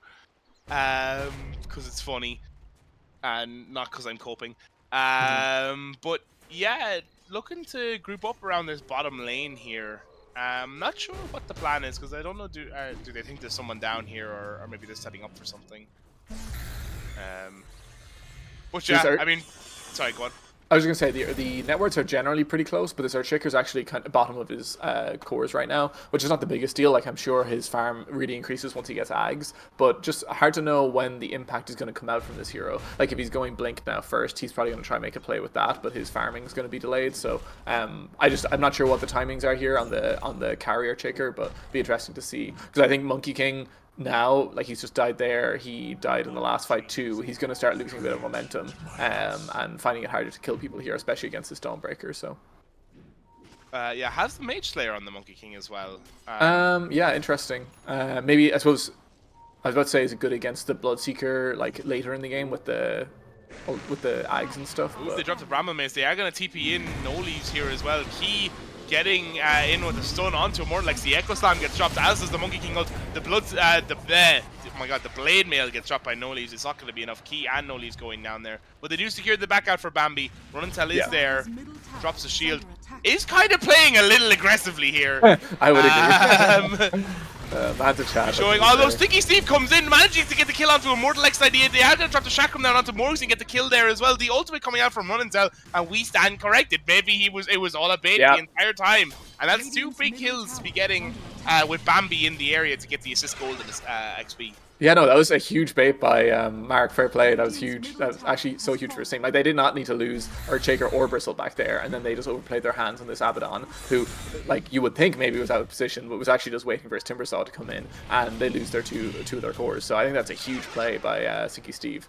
And you're seeing, like, this Timbersaw, he shreds through the Earthshaker and the Bristleback. That is the issue here. And it's a really good pick for both those heroes. And they both have to be really afraid. Like, between the Rupture and the Timbersaw damage, I think Bristleback is going to be pretty afraid this game. Bait so good, he baited the casters. So well exactly. Well done, Runnintel.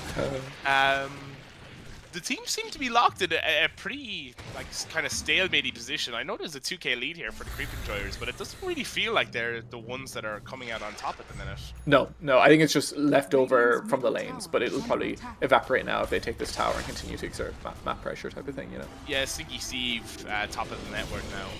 What a recovery, as you're saying earlier. I think Bristleback just got this Ags. I'm not sure, but I think he did, and that's a pretty big power spike for sure. You kind of want the Shard. I mean, he's going BKB then Shard. I know a lot of people like to go, including myself, just like to go Ags Shard, but depending on, I don't know what he thinks he needs this game. Probably, I guess, Timbersaw, maybe he's afraid of the pure damage. But yeah, that Ags is a huge power spike, and it will make the fights a little bit more difficult for the Radiant. So we'll see if that has any effect now in the next few minutes. Yeah, look, pretty happy to spread out and farm on the side of the BO boys here. Radiance up on Bambi. I don't know, did he even get that far last game? He did, but I think he it was got it up eventually, was it? Yeah, he did, but it was basically just bare Radiance by the end, I don't think. Yeah, he's already, like, almost halfway to Ag, so definitely a much better game from the Bloodseeker. Just an easier game, to be honest. It was super tough for Bambi, who will not be happy with his imprint rating from the first game, I'm imagining. Oh yeah, what was it? I don't know, but he just I've been accosted a couple of times about imprint ratings from Bambi. Maybe that smoke was caught out there. I think it was. By the BO boys. I would imagine so. Will maybe look to retreat a little bit. Bambi farming a little aggressively here. Poddy, I think, pops, gets the blink forward. No, the Dawnbreaker ultimate does come in. The finger gets dropped, but it's actually only going to drop Bambi to about half HP. They are going to secure the back out here and be able to get the turnaround kill with Stinky Steve onto Fabios. In comes Immortal, does drop the right click down, drops the Echo Slam onto No Leaves. They are going to get the 2 kills to follow up there on Stinky Steve and on No Leaves. Key going down as well in the background. Runnintel with the ultimate, not really able to do much. And in securing their back out for Bambi, not they seal their own fate. Cost-effective trade, no. Yeah, no.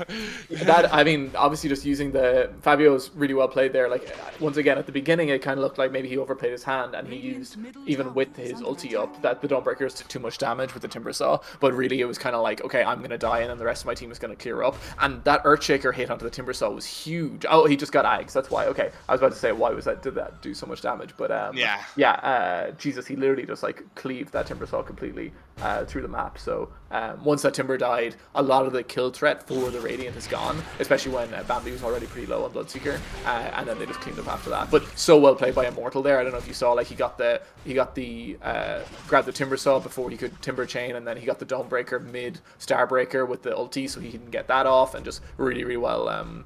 Buttons clicked very well that fight, I have to say. The button pressing, and this is the Div 2 Dota we love. Constant fights, constant aggression across the map. They find out Immortal X here. They're not going to have the ultimate, the Echo Slam 2 drop.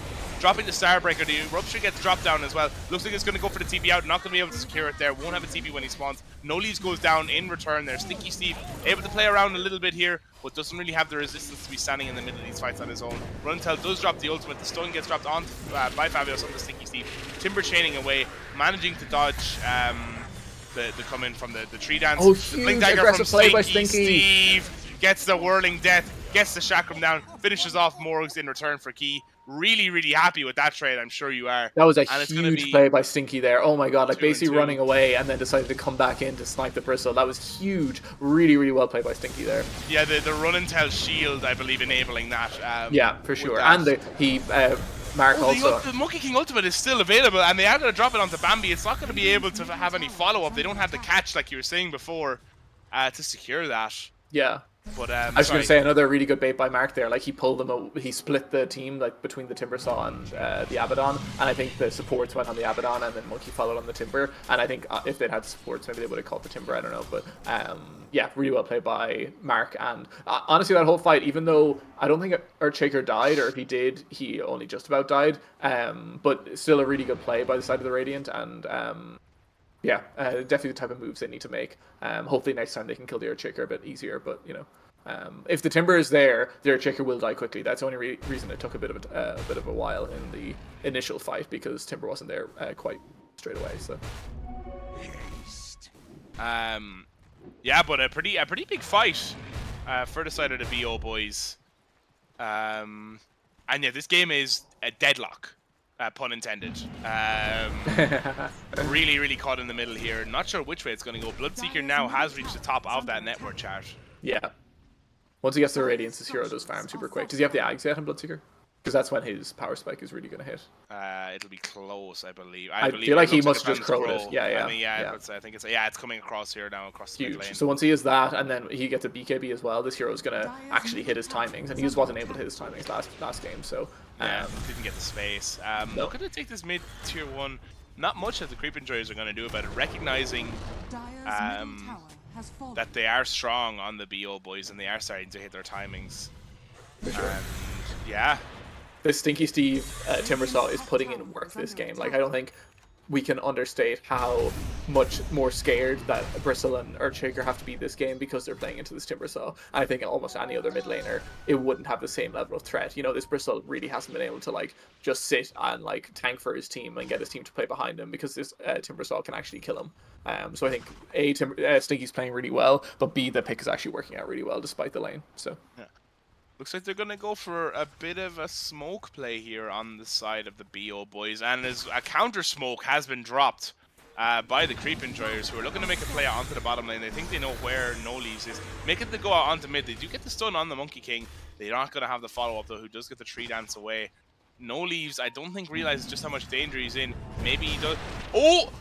Oh, just as he was getting away on the hammer. Huge stun there from Mortal. The TPs are coming in. The Blade Mail, not the Blood Mail. Managing to get the kill onto Poddy. The Zeus still does get dropped. Stinky Steve has arrived, though. The Timber Chain in. They are going to drop the Blood Ride as well onto the backline, onto Owly. They get the Rupture onto Morgs. They're going to get away on Immortal X. Fabios does come in, drops the ultimate. Bambi with that Ags. Run and Tell drops the ultimate as well. Huge damage now onto Morgs as well from Stinky Steve with the Whirling Death. Gets the Blink Dagger forward and the Timber Chain. Going to keep trying to catch this Monkey King. They're not going to be able to have the catch, but a massive turnaround fight. Only losing the Dawnbreaker, who got gone on 4v1 or 5v1, I believe, there. Yeah, and for sure. Huge rotations in from the team, from the side of the BO boys, and managing to secure 3 kills for the squad. Yeah, firstly, great blade mail press by the Dawnbreaker there, basically solo kill the Lion. And I don't think we can overstate enough how much Creep Enjoyers struggle to catch heroes if their 2 supports are dead, and we saw that straight away, that they eliminated the Lion with the blade mail, and then the Zeus by the Timber straight away in the fight. And after that, like, even Monkey tries to go on Bloodseeker, no catch. Bristleback can't catch anyone on his own, so they're actually really reliant on having this Lion and this Zeus for catch in the fights, and otherwise this Monkey and this Bristle are finding it really hard to hit heroes. So I honestly don't think Timber is really scared of any hero in this game right now, which is crazy considering the laning phase. But with this Abaddon shield behind him and how much damage he does to both Earthshaker and Bristleback, I actually think he feels pretty invincible and he can just run at the team right now. Yeah, I mean, it is very hard to imagine how they kill him without him just being solo. Yeah. And when he gets his Ags as well, it's going to be even worse. Yeah. And recognizing this, they are going to make some aggressive plays onto the Creep Enjoyer side of the map. They don't have the vision set up, but they are going to try and take this top jungle. See the Bristle. Yeah, managing to spot out Morgs. Chakram comes in. The ultimate comes in from the Dawnbreaker. Fabios is in on the side. Drops the Monkey King ultimate, but it's going to be far too late. Morgs is already dead. Stinky Steve on about half HP, but they are going to be able to get the heal up as well. They managed to get a huge Fisher out on the tree. The Echo Slam comes in onto Stinky Steve. Run and Tell drops the ultimate, but it's not going to be in time. Not going to be able to get the Mist Coil out there. Bambi dropping the Blood Right is going to try and secure the escape. Is going to get the escape secured. And just as we were talking about a 3-for-1 trade in favor of the BO boys, it goes right back the other way with the same 3-for-1 trade in favor of the Creep Enjoyers. And it looks like they're going to get Bambi here on the edge of it as well. Whoa. Bloodrite isn't going to be what a fight by kill. Immortal. That was huge. Like initially that kill, like just perfectly played. And to be honest, I think that was even though they won the fight, what, 4-1 or whatever, it wasn't an easy fight to win like that. Like I think Immortal literally played that fight perfectly, like coming in early, killing the Dark Willow, huge ulti into the Timbersaw, basically the only thing that can kill him, and then to continue following on the Bloodseeker is just huge.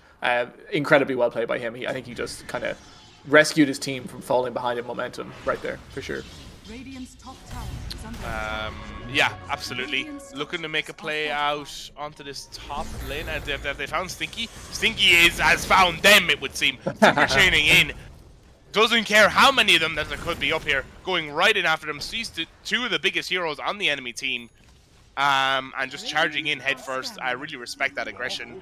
Yeah, now he knows, especially that Earthshaker ulti is down, he knows he is super hard to kill. And I think this Monkey King is struggling to find impact in this game now. Like, even in the ultis, he doesn't really do that much damage to Timbersaw. And Bloodseeker, if he has, like, his heals up and stuff, he's probably fine. I don't know, he went S and Y. I think maybe BKB's second item might have been good just because he needs to, like, dodge this Timbersaw damage. But still, I think he's struggling to find impact. I think if he doesn't, it's going to get tough. And they are going to find out key on this top lane. They are going to get the double Earth Spike onto Run and Tell and Stinky Steve. The Monkey King ultimate does get dropped. They are going to get the Whirling Death in. Down goes Immortal X. It looks like Noli's is getting low in the background. Bambi's running in with the Blade Mail, with the Yags. Able to get onto Morgs, but it's not going to be enough. Getting low on Morgs. The Rupture wears off. Stinky Steve has gone in. Fabio's going to get the right clicks down. Run and Tell coming in. Gets the Hex out from Potty. What a really good heads up play. The Spike comes in from Audi in the background. Getting low on Morgs in the background. Bambi comes in. Manages to heal up to full HP with that Ags. Getting the kill onto Morgs, securing a triple kill on what will be hopefully an ultra kill now for the side of the BO boys. Fabios managing to get away on low HP, does get the tree dance. The Radiance Burn is still there, but with the tree dance, they are able to secure the getaway, it looks like. Although they are able to be seen on Thirst, not going to be able to have the catch. Oh my god, that was so well played by Bambi there. Like, he was on no HP after the beginning of the fight, and he saw this lion, and he was like, okay, if I can literally just hit this lion once, I'm getting my entire HP pool back. He does this, like, roundabout run around the entire fight to come back in to kill the lion, heals up, kills the Zeus, heals up further, and then they kill the Timbersaw. Or no, the Timbersaw was maybe dead, I don't know. But anyway, the Versa back, sorry, yeah, that's what I'm thinking of. Full HP then. Yeah, that was huge plays by Bambi. That fight would have looked completely different if he just left and hadn't come back in. Really well played. Even though I think at the beginning of the fight he felt maybe like he was taking more damage than he thought he would. Like, I think the Zeus actually did a lot of damage to him, and he was like, oh, like maybe I have to play back a bit here. But huge heads up play to go back on that lion there. Really well played. Yeah, really well played. He's right. And the win rate graph and the goal graph as displayed by our production manager there, looking like a heart rate monitor at the minute. Up, down, up, down. Pretty big lead that has been sequestered by the side of the BO boys. And it looks like the next big fight is going to be taken around the Roche pit, I would imagine. Because they are trying to make a play now onto Noli's on this bottom lane.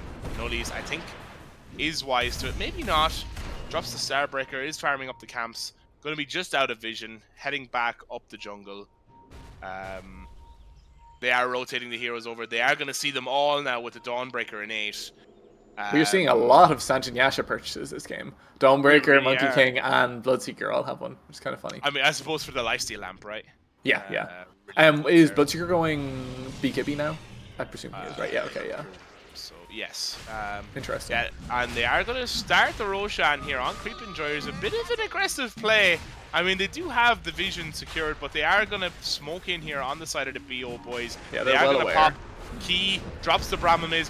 What a play from Noli's, throwing in the hammer, breaking the tree, preventing the ultimate coming in from the Monkey King. Immediately goes down in the background. Stinky Steve is getting low. The Dawnbreaker ultimate does get dropped. They are going to get the stun onto Immortal. Down goes Immortal. Stinky Steve has gone, but Bambi's still here to pump out the damage. going on to Owly in the backline. Runtel goes down in the background. Poddy getting low, is going to be caught out by Bambi here. The Bristleback is trying to run down Key, isn't going to have the damage. Bambi is here, going to try and kill Morgs without killing both No Leaves and himself.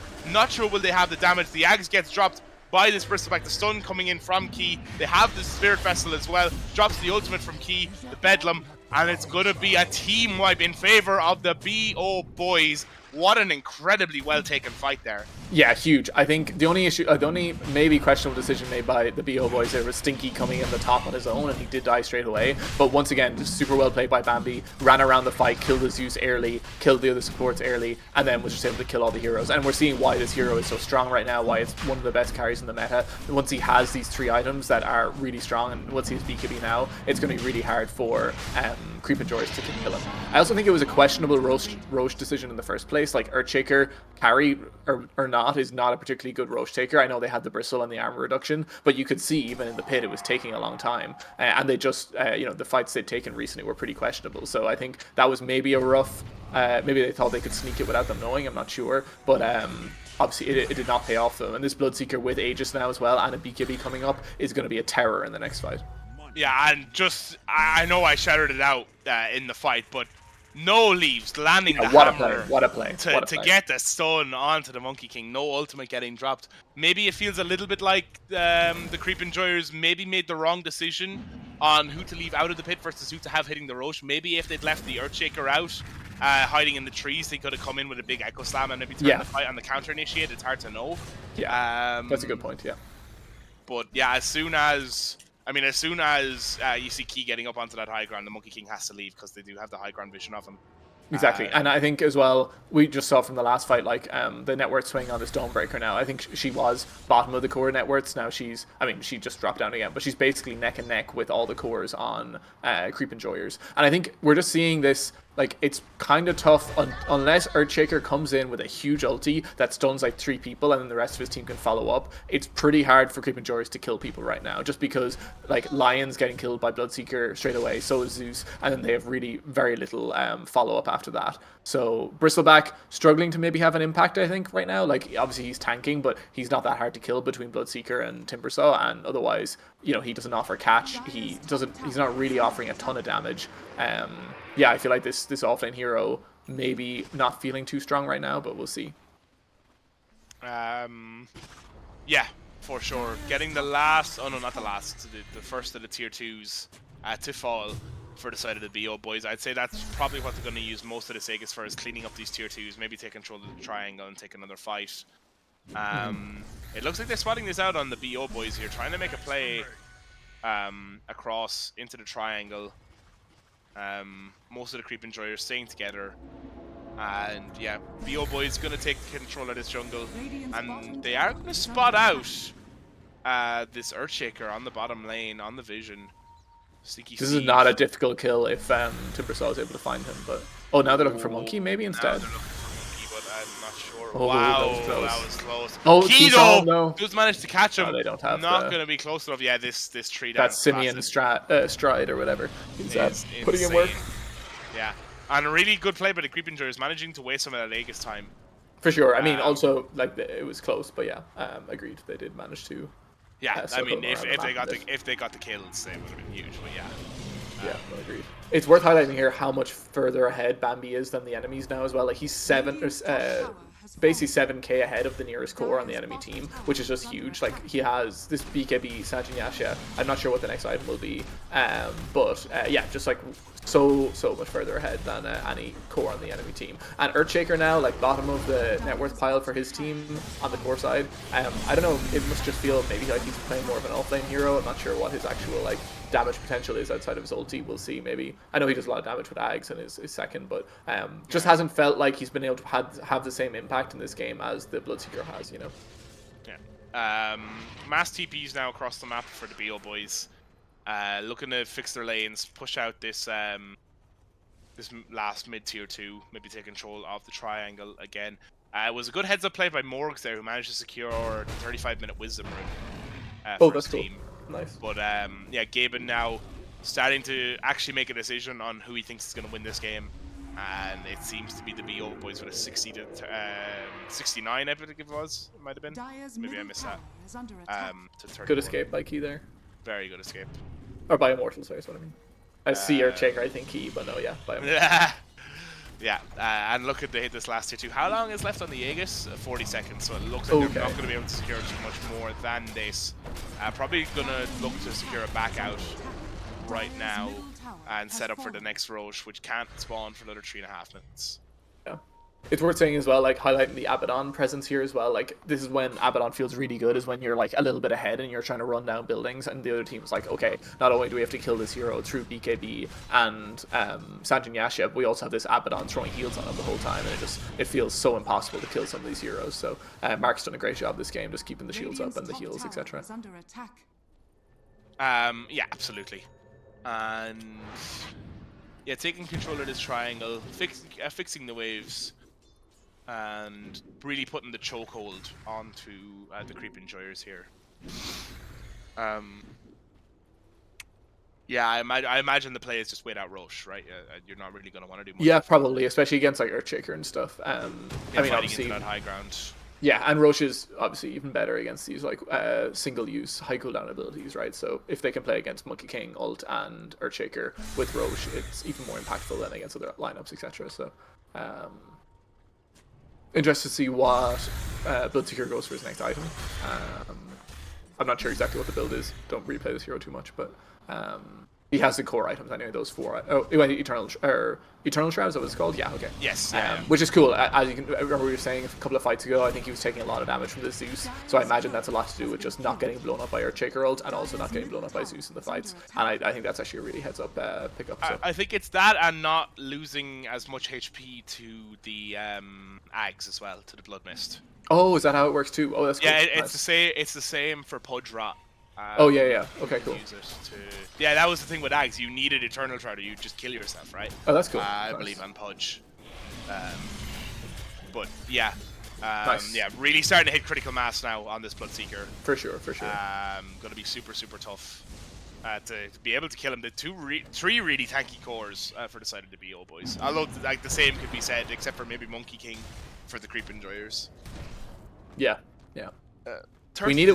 Hopefully, we can get a fight at some point where this Monkey King is actually able to have some good impact. Because I feel like almost every fight he's either gotten caught out near the beginning by, I mean, there's a lot of tree destruction on the side of Stinky Steve, or he's just not been able to really put in that much damage.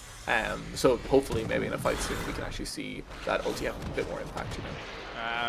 Yeah, kind of a soft go out onto Stinky Steve. I think that was more of a see where they are, see will they come in on us. Bow to your lord by Mark there.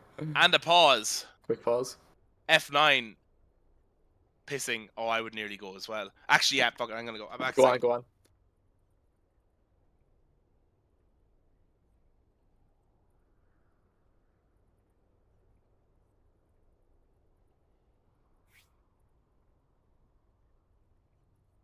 Bristleback did just finish this Bloodstone, which is a pretty big timing, obviously, too.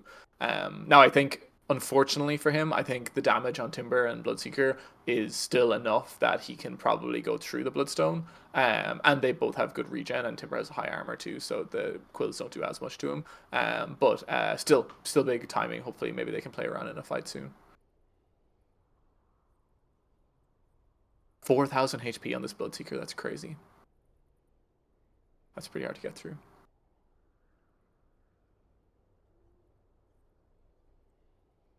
Can we see what the Dawnbreaker is build is, Andy?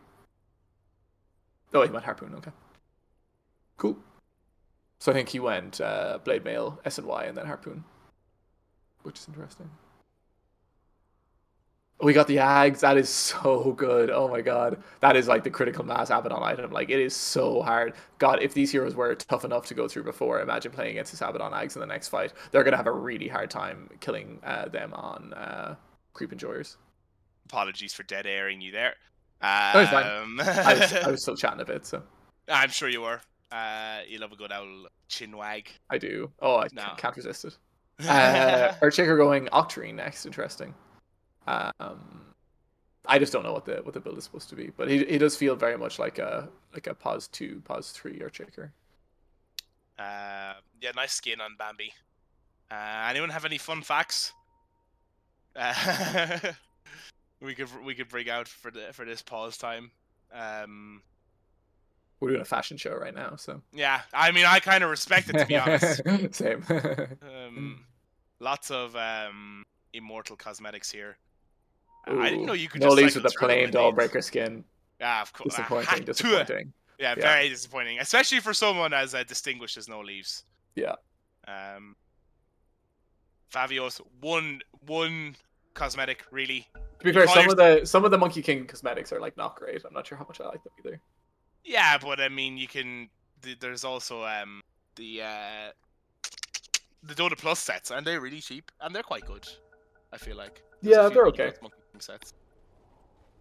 There's that one with the mask that I think is pretty. That one is kind of cool, yeah. Yeah. That's what most people use, I feel like. Mm.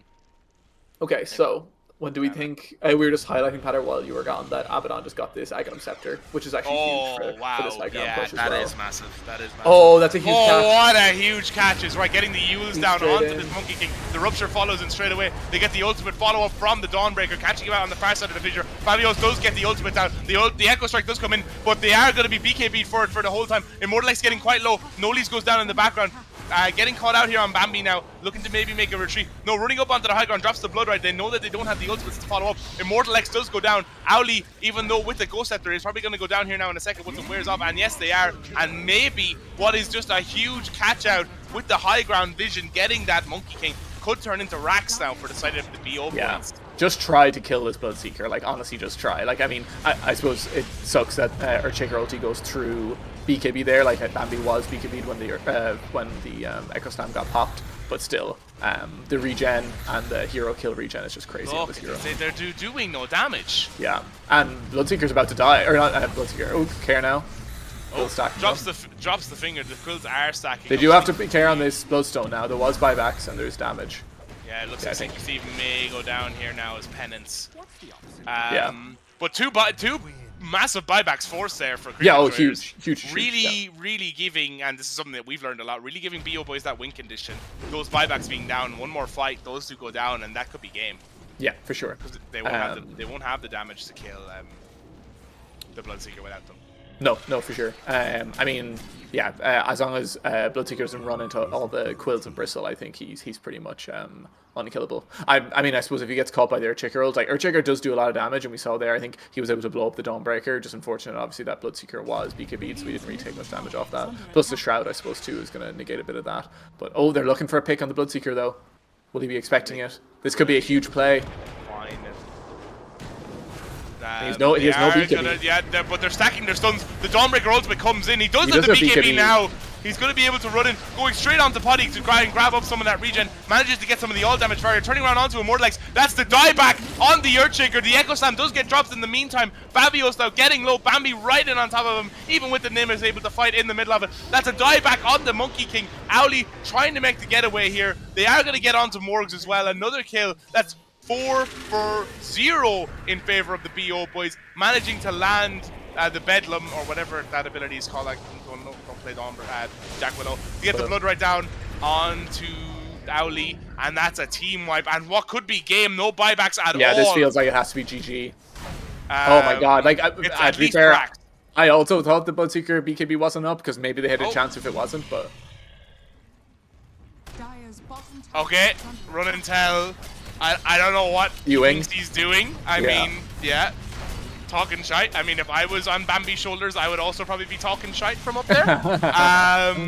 But yeah, it's gonna be Rax and okay, run and tell, blowing the gun there a little bit, jumping the gun. Wait, did he say GG? Is that what happened? No, he did. No, he just whatever this is. I don't even know what that. I'm assuming it's some obscure quote that no one's heard of. For okay, whatever.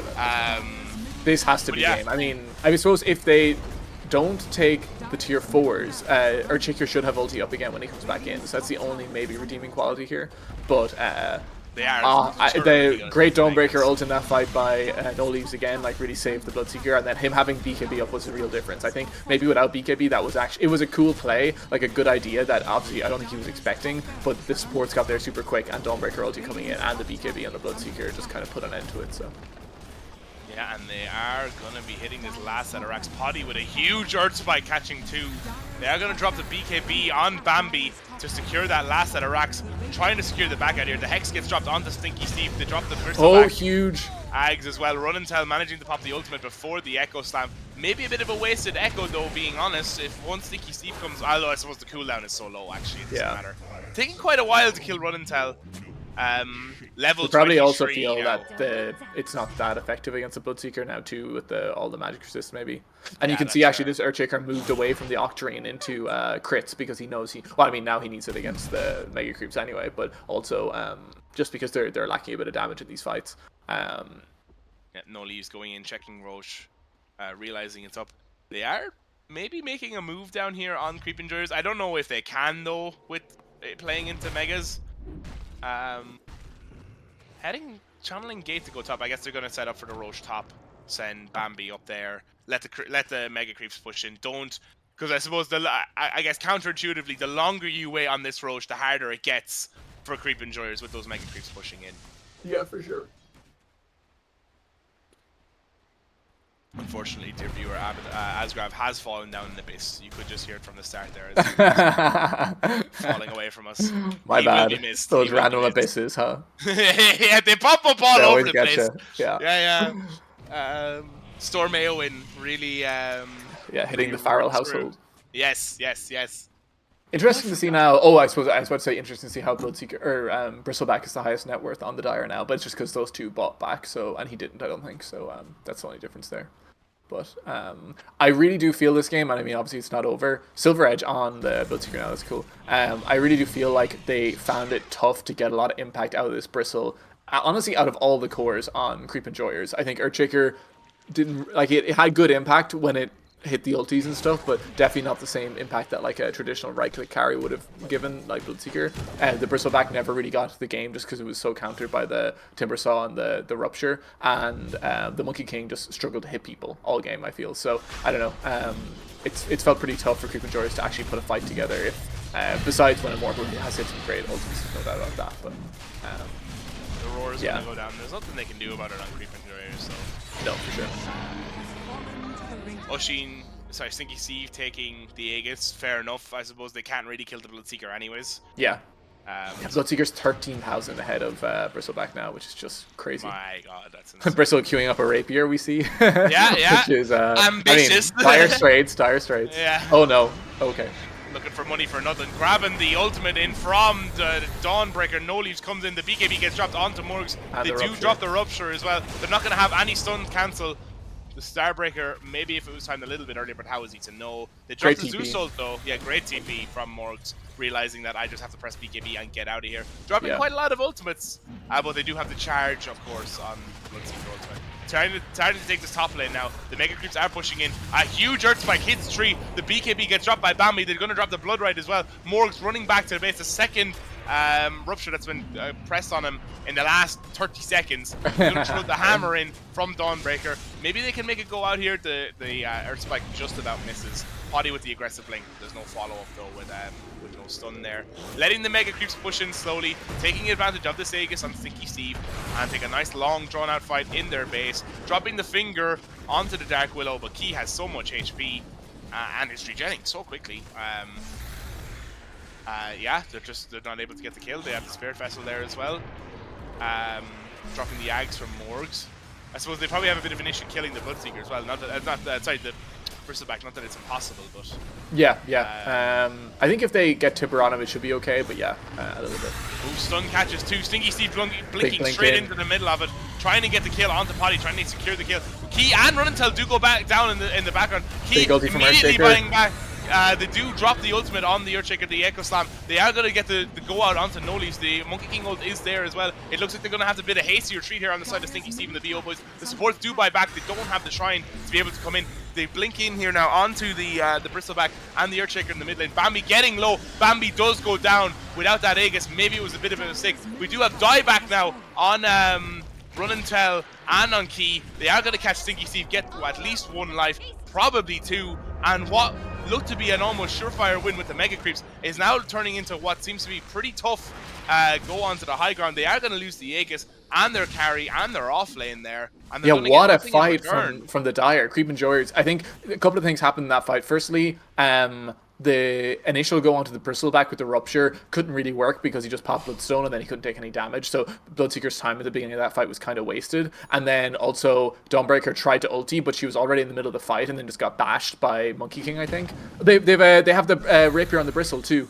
That's huge. Oh, that is huge. I also think they underestimated the bristle damage, and then Bloodseeker also got caught in the Monkey King ult and the Earthshaker ult. So basically, every spell that could have lined up correctly for Creep Enjoyers finally did in this fight. Maybe they catch Stinky Steve out Yeah. here. They do drop the Brahmin Mist though from Key. It's probably going to be enough to secure the back out with a Blink Dagger on 6-second cooldown. Going to be able to get the Timber Chain away. Favios trying to keep up with that tree dance. Not going to be enough. And that could have been real bad for the side of the BO boys, who I don't think he is buyback on Stinky Steve.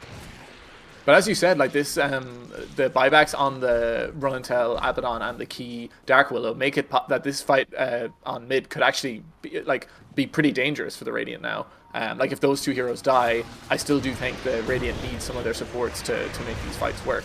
If they kill this Willow, oh my god, so close! Oh my god, what a force staff! Coming in now with the Timber Chain, Stinky Steve not afraid of them here, realizing that they have to keep people back to get the defense in. They are going to see can they catch out Favios. The blink doesn't quite get him there, and it's probably going to be able to secure the back out now on the Monkey King. I like that play though out on the map with from Dire. I mean, obviously against Mega Creeps it's hard, but they're doing a good job of like trying to still win this game against Mega Creeps. But I think there's absolutely no way Radiant try to make this push without Aegis now. Absolutely no chance. And maybe they need to even put it on their Bloodseeker. I'm not sure. We'll see in the next fight. It did feel before that last fight that Bloodseeker was unkillable, but he kind of got isolated, got no Dawnbreaker ulti, and had no support from the rest of his heroes because just where he ended up being at the fight. So I think with that maybe it would have been fine. But anyway, he was killable between the Monkey King ult and the Earthshaker ult. Yeah, for sure. What's the play here now for the BO boys? It has to be Roche, I think. I think they probably just have to let these waves push in. This Bristle, like with the Divine Rapier, I can't believe he actually got it. It's crazy. Is actually like maybe a win condition for them. Like the thing is, even though he is killable by Timberstone and Bristleback, now that he's a Bloodstone, he does have those however many 7 or 8 seconds where he is kind of unkillable. So if Bloodseeker ruptures him, duration 5 seconds. Okay, there we go. Where if Bloodseeker ruptures him, excuse me.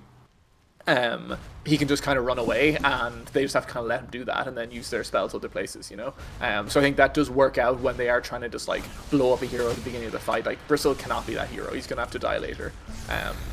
So, yeah. Which is tough when he's also the Divine Rapier holder, but, you know, whatever. Yeah. But it looks like they are going to try and make this play. It does. They are playing quite aggressively here. Yeah, they're into Megas, but all the spells are back up on the Dire, so this is a bit risky. Stinky's just trying to... He has no Aegis here. Force the issue, but I mean, with that... oh, drops the BKB, drops the Ags, is pretty unkillable here. That, but they are just going to back off. No Leaves does go in though on the side. They are going to have Key there in the background with the Brahma Mace for support. The Refresher Orb does get dropped by Auli Zeus. They are going to drop the ultimate from Immortal X. They're going to drop the massive ultimate from the Monkey King as well. Immortal X does go down. He does have the buyback ready again, as does the Monkey King. They're going to buy back immediately after going down, but they are going to turn their attention to the tier 4 tower and now to the Ancient here. And it looks like with those buybacks, it is going to scare them off just briefly. They don't have their abilities anymore that they had a second ago.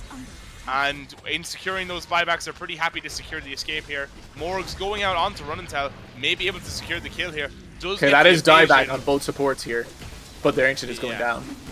Oh, huge Dawnbreaker ulti in that fight. If like Nolis was still in the fight, like I can't believe no one was able to get to him with a stun, but like amazing heads up play knowing that no one was going to be able to, and even though he was right there getting the ulti on that entire group, I think it probably hit like 4 heroes, and it was just huge. Like completely kept that fight together for the Radiant. So really well played by the Dawnbreaker there.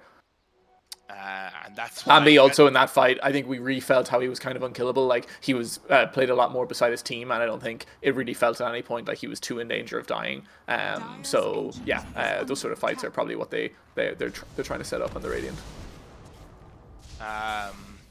Yeah, and I mean, I suppose colloquially known as one of the most underranked players in D2I is No Leaves. Gets a lot of respect from a lot of the high ranked players for being as good as he is, because he is very good. and that fight being just another example of that. Which I suppose we were talking about what do they do now for the side of the BO boys. It does get a little simpler now that they know that they have those the cores on dieback. Was it just the two? Was it just Yeah, it was Earthshaker, and Bristle Monkey? maybe, or Monkey. Okay, yeah. Yeah, Has Bristle bought back this game? No.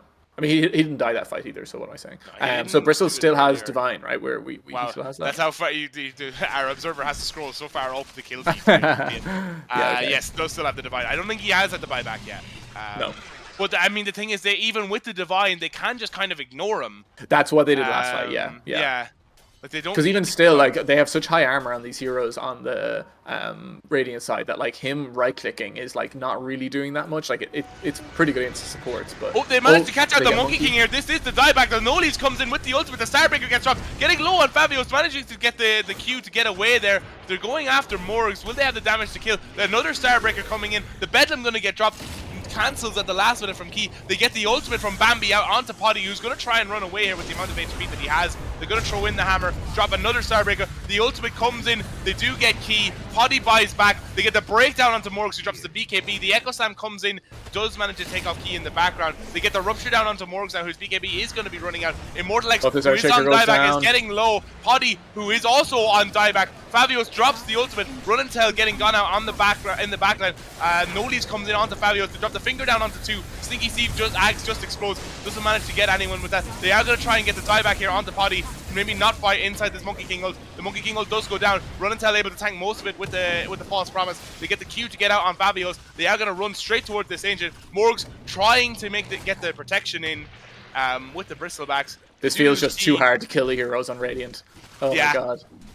Great Monkey King ult in that last fight. Like Fabios really well played. Like I mean, he managed to stay alive against all these heroes and almost killed the Abaddon. I think if Ab didn't have Ags there, things would have been fine. But God, that was they just clung on there. Honestly, it got close. Like I mean, if Abad died as well and they'd been able to get more damage maybe onto one other core. Like I think Dawnbreaker maybe could have died there. Dawnbreaker's probably the easiest one for them still to kill, I think. Like against with the Bristle and stuff, I think he still does good damage to her and stuff. So maybe that's kind of the play they need to try to make. But this break, God, Bristleback was lucky he had the BKB up still as well against the Bloodseeker. Without that, I'm sure he would have died against the Bloodseeker there as well. Bloodseeker, I believe, just ran away from Roche just as it spawned. Oh, damn. That's unfortunate. Unluck. I also think it was a really good rupture by Bambi there at the beginning of the fight, going on the lion. Like he knows that like if that lion dies, like that's you're not going to kill this Bristleback with one rupture, but the lion you definitely could. So yeah, they might feel that now in this fight now the lion is dead. And again. they are without the Roche, they just decide to leave it. They're not going to wait it out, and they're just going to run straight for the Ancient here. The Bristleback isn't actually here. They're going to just keep hitting the Ancient. Fabios comes in from the side, drops the ultimate down onto Bambi, and Morgs in the background. Bambi drops the BKB, drops the Blood Rite. Run and Tell running next to him with the Mistcoil, with the False Promise. They're going to get the No Leaves to come in with the ultimate as well. They get the Harpoon down. There's a huge Echo Slam, but it only does about half HP. Morgs goes down, and it heals up Bambi to full. They are going to get Run and Tell in the background. Key getting low is going to go down as well. The buyback comes in from the Bristle as well as from the Abaddon. Immortal goes down, Fabios goes down, and it looks like this with the diebacks, this is going to be it. It's going to be the first game in the league won for the side of the BO boys. Let's go. And what a game. What a series. What a game, that's right. 1-1 between Stinky Steve and the BO boys and the Creep Enjoyers. What are your final thoughts on that, Asgraf? I mean, amazing game. Good to see that Division 2 is keeping up its history of putting out 1-1 series. We are excited to continue to watch that. But, I mean, it was so well played by Stinky Steve and the BO boys, that game. Like, I think they definitely outdrafted Creep Enjoyers, no doubt. I think Bambi got to this critical mass on Bloodseeker. And I think just so many great fights. Stinky played an incredible game to come back from the lane that was really tough and just knew his hero so well, like killing the monkey early at level 6 and then just going through and really being able to rotate around the map, which he wasn't able to do in game 1. I think Nollies played amazing in the Dawnbreaker so many times. Creep Enjoyers almost got the kill on the Bloodseeker and they just weren't. Creep Enjoyers, I think it was mainly a draft issue. Like, I just don't think that Tricore of the Bristle, Monkey, or Shaker was particularly good, and I think they struggled to kill heroes, especially if they didn't just die straight away in the Shaker ulti. Not sure would I pick the Carrier Shaker again, or at least maybe not with that with those other two cores. I think they did a good job holding on at the end. This game felt like it was over 15 minutes ago, to be honest. But at the end of the day, fair play to Stinky Steve and the BO boys. Everyone on that team played amazing. Key, Mark, everyone all together. So really, really well done. Hype game.